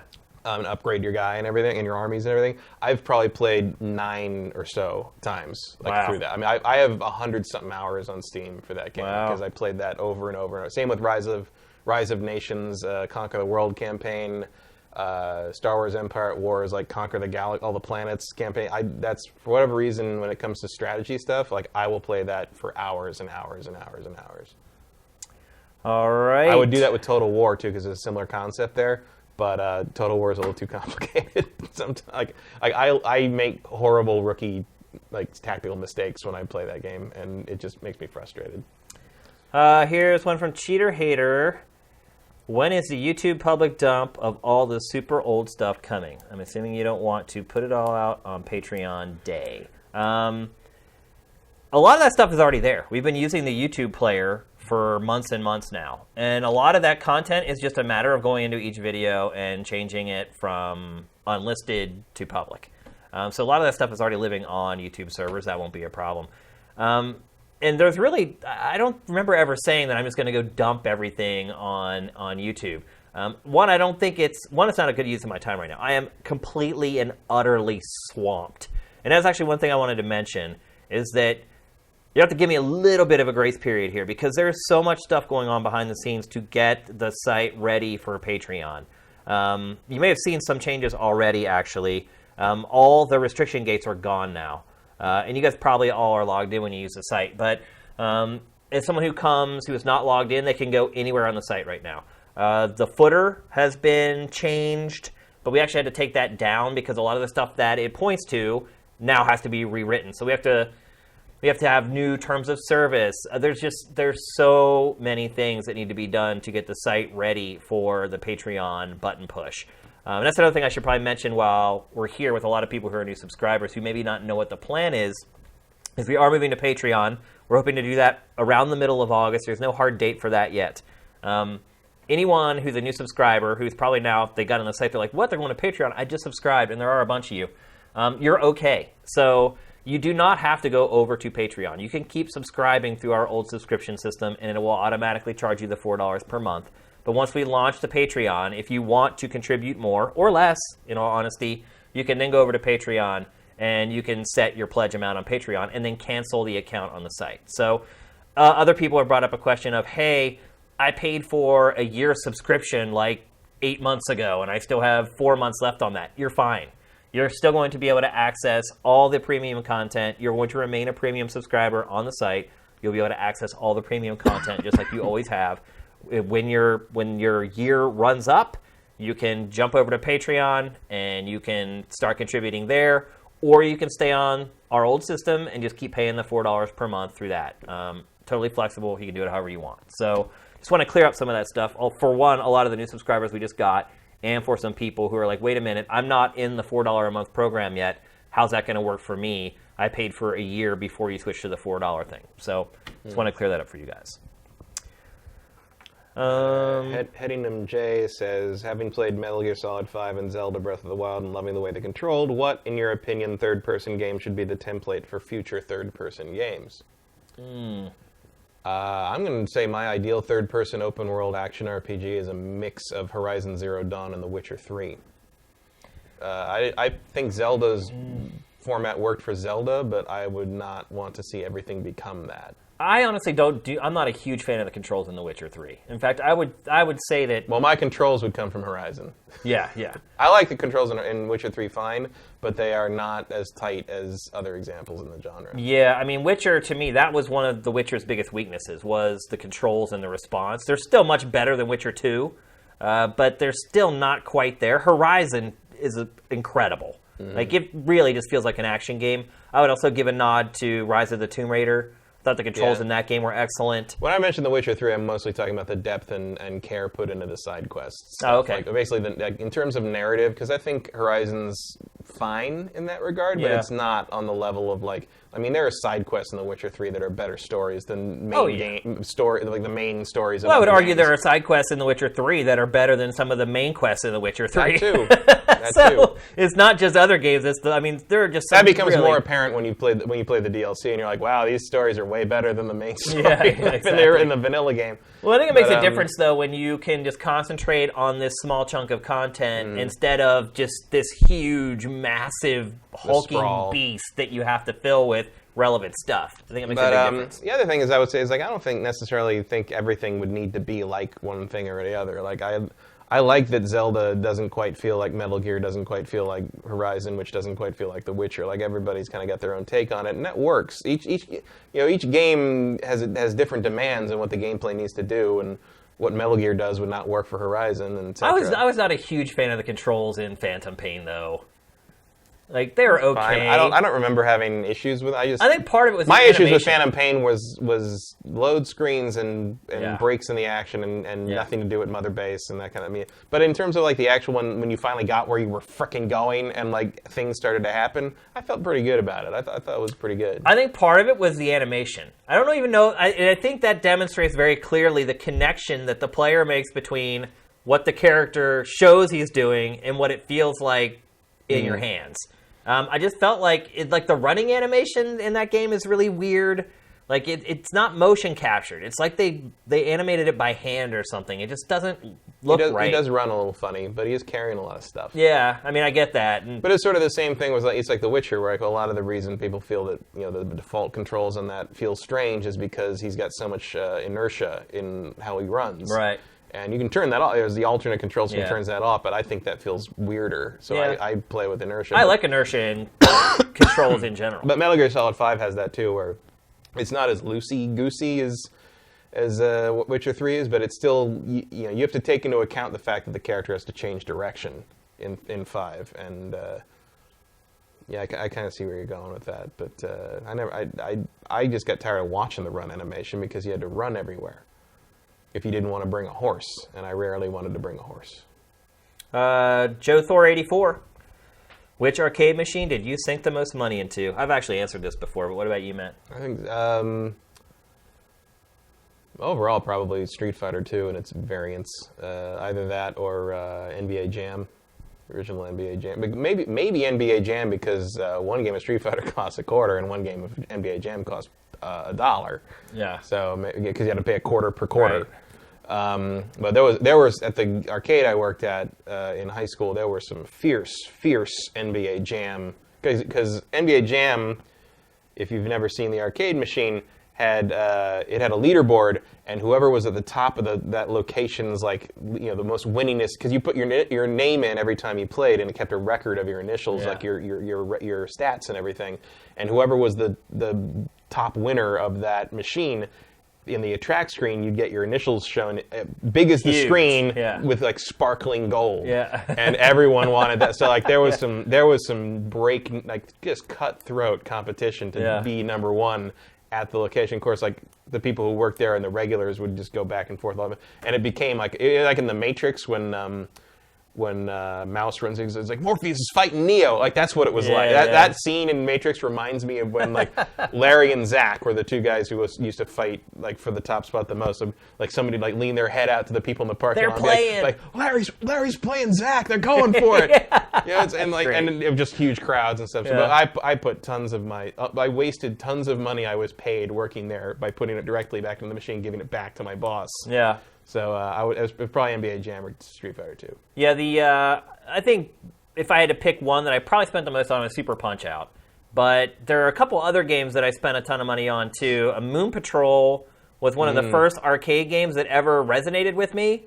And so I spent a lot of money on that, and I got really good at that. The game was hard. It was hard. It was really hard. But I got good at it, and I was obsessed with it. And then there was another game, Exevious.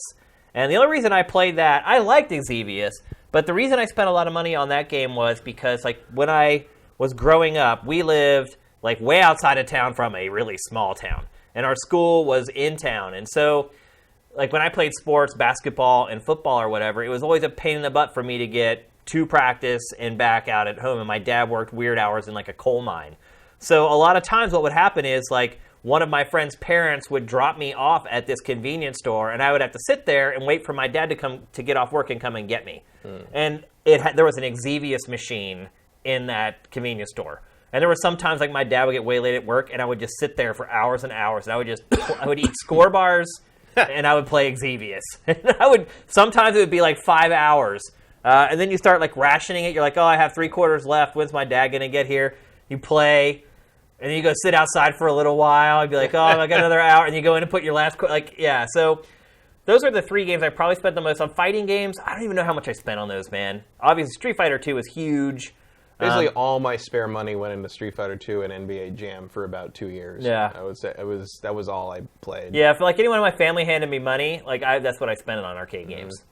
That's really pathetic, but I used to keep quarters in the little film canisters, which don't exist anymore. Right? Either. Yeah, there's no film anymore, really. Let's answer a few more.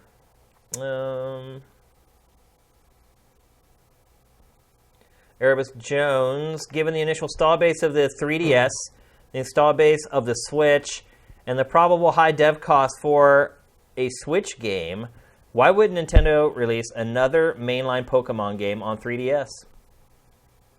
Why would they, or why wouldn't they? Why wouldn't Nintendo?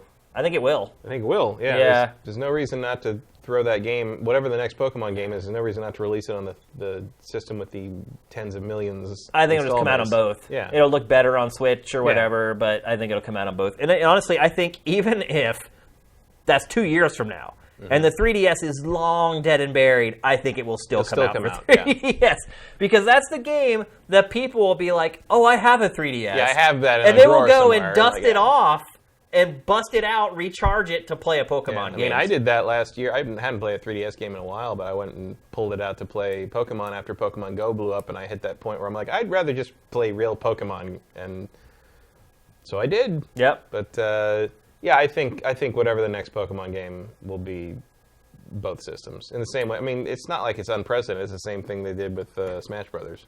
Yep. We got a hashtag going here, Sam. Hashtag get Sam on cam. He doesn't seem too excited by that. Hashtag Sam on cam. Alex Sifted Mod. What's up, Alex? Thanks again for your modding, brother. I've never played Skyrim. Would you recommend I get the remaster on PS4 or wait for the Switch version to take it on the go? I recommend you get the remaster on the Xbox and the PC so you can use mods. Good point. Yeah, but PS4 limits the mods. If he's never played it before, though. There's some quality of life stuff I think you still want from the mods, and there's some really good mods. But there's also a quality of life angle with having a portable version of Skyrim. That's not quality of life because it's the vanilla one. Yeah. And that thing is not going to run well. That's a tough question, though. That's a good question. It's not for me. I would never want to play it on the Switch first. Really? No way. No way. It's not even the remastered. Yeah. But on the small screen, it's going to look better anyway. No, it won't, because it's on a small screen. Why not play it on a real TV? It's a giant, epic, open-world game. Play it on a television. I get that angle, but there's... The Switch Skyrim, to me, is for people who've already played that game and want to have one of their favorite games with them on the go. It is not the first place to experience that game. There's a novelty to playing... I mean, think about it. There has never really been a game like this ever portable. Well, Zelda. Right. I mean... But that's what I'm saying. Like, that's the paradigm shift with Switch. Yeah, but again... I think you discount that with a lot of people. I think a lot of people, that's a big deal to them. Being able to take legitimately, like, huge action RPGs and anywhere they want and play them. And I would just say I discount it a little bit, too. But I think the average person, that is a big deal to them. I think the portability of the Switch in general is a bigger deal to everybody than it is us. Somewhat, but I mean, if you're asking my opinion on how you should experience Skyrim for the first time, not on a tiny 720p screen. Yeah. Well, I mean, it's Switch, so you can then play it on the TV as well. But is it going to run? Well, also, it's not the enhanced edition, and you can't use mods. Like, that is an inferior Skyrim experience. We don't even know if he even has a PC, though. Yeah, but I mean, PC or He's asking or either Xbox. PS4 or Well, Switch. one of those two. So of those two, you would go PS4, PS4. because at least it uses some mods. Yeah. And I mean, it's a little quality, like fixing the UI and kind of like, stuff like that. Things that just make it a little less annoying to play. You don't get like some of the really cool like content mods, but it's better than nothing. Let's see.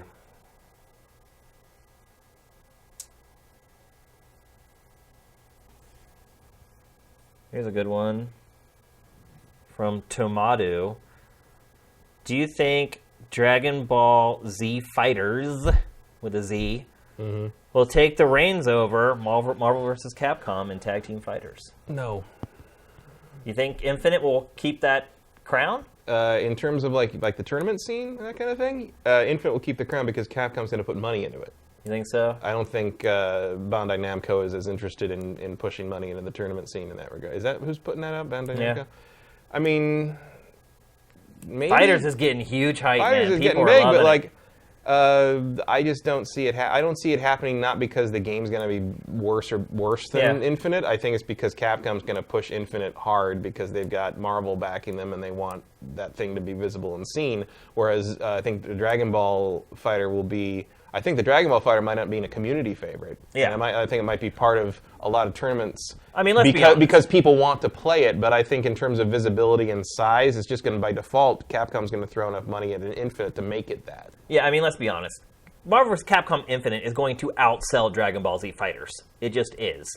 And Dragon Ball Z Fighters may be way better, but I still think Infinite will ultimately outsell it and be more popular. If only, one, because of the pedigree of MVC, but two, because it's Marvel, and it just has a built-in... Marvel, and they're going to have a huge campaign behind it. Yep. And I mean, Dragon Ball is going to sell well because there's a huge contingent of Dragon Ball fans. There's a bunch of people that grew up with it that are old enough to spend money on a game for that. And I mean, it looks great. I mean, I don't even like Dragon Ball, and I'm interested. Yeah. So, well, the game's awesome. Yeah. So I think it'll be like what you'd call a sleeper hit. It'll be something that like people who are into the genre, people who are part of the community, really like it and want it at these events. But like, I don't know if Bandai Namco is going to really put their muscle behind it. You know what I mean? I mean, even when people are asking for a Switch port of it, they're like, "Well, we'll see how Xenoverse 2 does," and everyone's like, "That's totally not a replace." Like, people who want to buy the fighting game don't necessarily want to buy Xenoverse 2. That's not a comparison. I don't know how well Bandai Namco is going to handle this, you know what I mean? Like, it's not really their forte outside of like Tekken. It's true. But Tekken seems to be adopted rather well, so maybe the success there will be Tekken 7 seems to have been accepted pretty well, so maybe whereas Tekken kind of was the redheaded stepchild of the fighting game community for a while. It was kind of like, oh, Tekken's on, time for dinner break. It was even at the tournaments, it was like that. When like the top 8 for Tekken happened, I was like, oh, so you want to go get something to eat since Tekken's on? Like it was not. That was a mistake though, respected. because the top 8 at Tekken was great. No, I don't mean Evo. I mean through the years I've been at tournaments where once the top 8 at Tekken went up, everyone's like, all right, lunchtime. Yeah, it's time to go. Yeah, it's like no one cared, but like that seems to be changing, and 7's been very well received. So maybe Bandai Namco will find it more worth their while to push another fighter as well, especially since they seem to have a winner on their hands. But I still think Capcom and Marvel are going to throw money at this thing or throw money at the tournament organizers to the point that they become it's going to be the main included. event. Yeah, for sure. And then Cheater Hater, I see a follow-up. You're saying, I know that, in reference to me talking about how we already have a ton of content on YouTube that just needs to be switched from unlisted to public. But then you say, when you do that, it'll generate a bunch of notifications to subscribers. That is not true. It may end up appearing in their feed, but they actually will not get a notification as if we had just published something new. Because we discovered that when we started working with Pactor. We were like, okay, well, we have this unlisted version of Pactor for our subscribers, and then a week later, when we're ready to put it on YouTube for everybody for free, we'll just change it from unlisted to public, and everyone will get an alert. They actually don't. They don't get an alert at all. We had several people say, oh my gosh, where'd this episode come from? I didn't get a notification as a subscriber. I just stumbled across it. I didn't even know it was there. So that does not work that way with YouTube, unless they've changed something in the last month that I'm not aware of. But Otherwise, that's not how it works. So they're talking a little bit more about the concept. UMVC3 will not be competition for Marvel Infinite because it will no longer be supported by Capcom, which means the prize pool won't be there, which means it won't be there, period. Marvel vs. Capcom 3 is over in the tournament scene, especially the Capcom Tour stuff. And when you say that Dragon Ball FighterZ is going to be bigger than Marvel vs. Capcom Infinite, the only way that could be happening is if the prizes for winning the tournaments with Dragon Ball FighterZ is bigger than the ones for Infinite, because the prizes are the ones that the pros want to win. And I don't see that happening from Bandai Namco. I think Capcom and Marvel are going to make sure the prizes for Infinite are well worth competing for. Well, lots of people here are like, are all like, pro DBZ. I'm not They're saying, like, oh, you're underestimating the power of the... We know how big the IP I know how big of DBZ the IP is. of Dragon Ball is, for sure. It's big, but... it's no Marvel. Marvel is the top film series on the planet, and it's not... Dragon Ball Z is not as big as Marvel here, people. I don't care how much you like it. Yeah, it's not even close. It's gonna... Because Dragon Ball Z Fighters could claw its way up to being as big.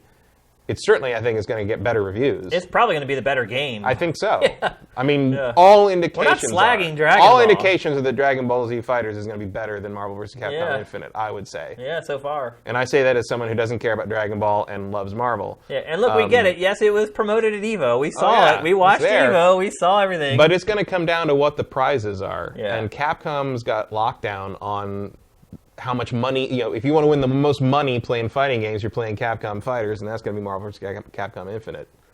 Yeah. I would love to see Dragon Ball come kind of like as a community choice, kind of sort of the way BlazBlue has, where BlazBlue is sort of blown up because the community loves it and promotes it so much that it became a big deal in this EVO. But Dragon Ball is going to have to Dragon Ball is going to have an uphill fight for that. Yeah. Just because I don't know, hopefully Bandai Namco is willing to put the money behind it, and the money. Not just the money behind it, but the money in front of the players, and say, hey, play Dragon Ball in these tournaments and you will win all this money. But Capcom is way ahead of them and way outspending them right now. Yeah, I also wonder, too, at first I was thinking, well, without a doubt, the more casual players will pick up Marvel vs. Capcom Infinite, just because they know the characters on both sides, on Capcom and Marvel. Mm-hmm. But I just wonder if is there even a casual market for fighting games anymore, Matt? Yeah, there's some. Is there? Otherwise Marvel vs. Capcom 3 wouldn't have sold what it did. Yeah, but I'm talking about, it just seems like in the last few years, Street Fighter 5... it's there. Yeah. Street Fighter 5 was not perceived as a casual game. That's the part of its problem. It's not just a game you buy and play with your friends. It's got all the online stuff and didn't have a story. It's like it was weird in that regard. And Marvel vs. Capcom Infinite might also be weird in that regard. They seem to be trying to do the same kind of thing. But also, there's also a giant casual gaming Dragon Ball fan base. There's tons of people who don't play games constantly who love Dragon Ball and are going to pick that fighting game. You're right. You're absolutely right. The sales for the Dragon Ball fighting game, I think, are going to surprise Namco. They don't seem to think that is I'm sure they know they got a good game on their hands, but I think Bandai Namco is going to be a little shocked at how well that game sells. People are saying they're shocked to hear you say that you think EVO players are motivated primarily by money. It's not about EVO players. It's about the year-round tournament. These people got to make money. That's what drives you is the prize money. Yeah. I think they completely misconstrue what you said, but... I'm not talking about EVO. These pro players got to play games to earn money around the whole year, not just EVO. Yeah, they're saying it's about the prestige. And we would agree with that with EVO. EVO is about the prestige, but if you're trying to win the NorCal Regionals, you probably want the prize money and the EVO points. Yeah, trust me, the prestige part of it wears out real quick when you travel into Poughkeepsie, New York, and some little dusty town in Kansas for your next tournament.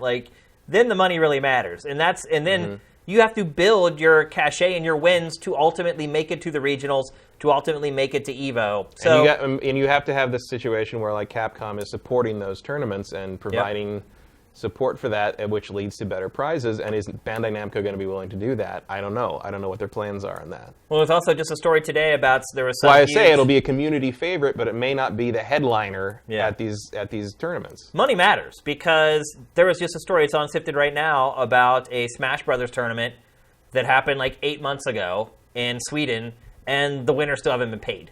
That's not okay. But to your point about you need these publishers to sponsor this stuff because otherwise, who's going to go back to that tournament now? Nobody. Right.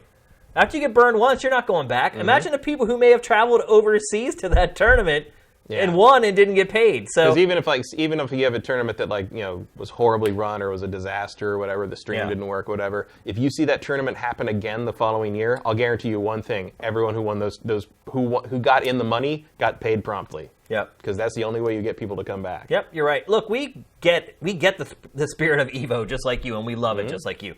But I think a lot of people... But Evo is like the culmination and the celebration of what and the business happens the rest of the year. You're right, because I think the problem is people, rightfully so, romanticize Evo.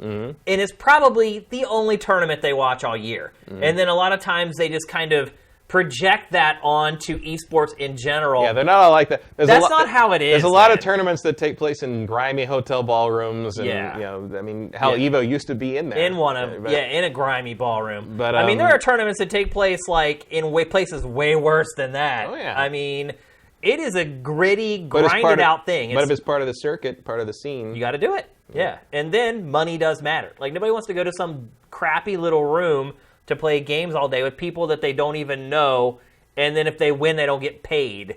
So, yeah, I mean, Evo, I don't. The rest of the esports scene is very different. It's a much more complicated question than just, is Dragon Ball better than Marvel vs. Capcom Infinite? It doesn't matter. Look, there's a lot of people that didn't even like Marvel vs. Capcom 3. Marvel vs. Capcom 3 was still in Evo this year. Yeah. Who cares? I mean, look, people care because they watch it, but it's like, is it a headliner anymore? No, but Capcom still wants it in there, so it gets in there because Capcom's footing the bill. Yep, absolutely right. So we're going to cut it off there. Great questions as always, people. Mad props to the folks in our chat. Also for doing some quick research for us during the show. Always appreciate that. Hope you guys have a great weekend. Things are heating up. If you have not watched Dossier yet, August is going to be a great month. There's tons of great games coming. That was a long video. What, Dossier? Yeah, I mean, it was. I think there was like 50-some games in Dossier this month.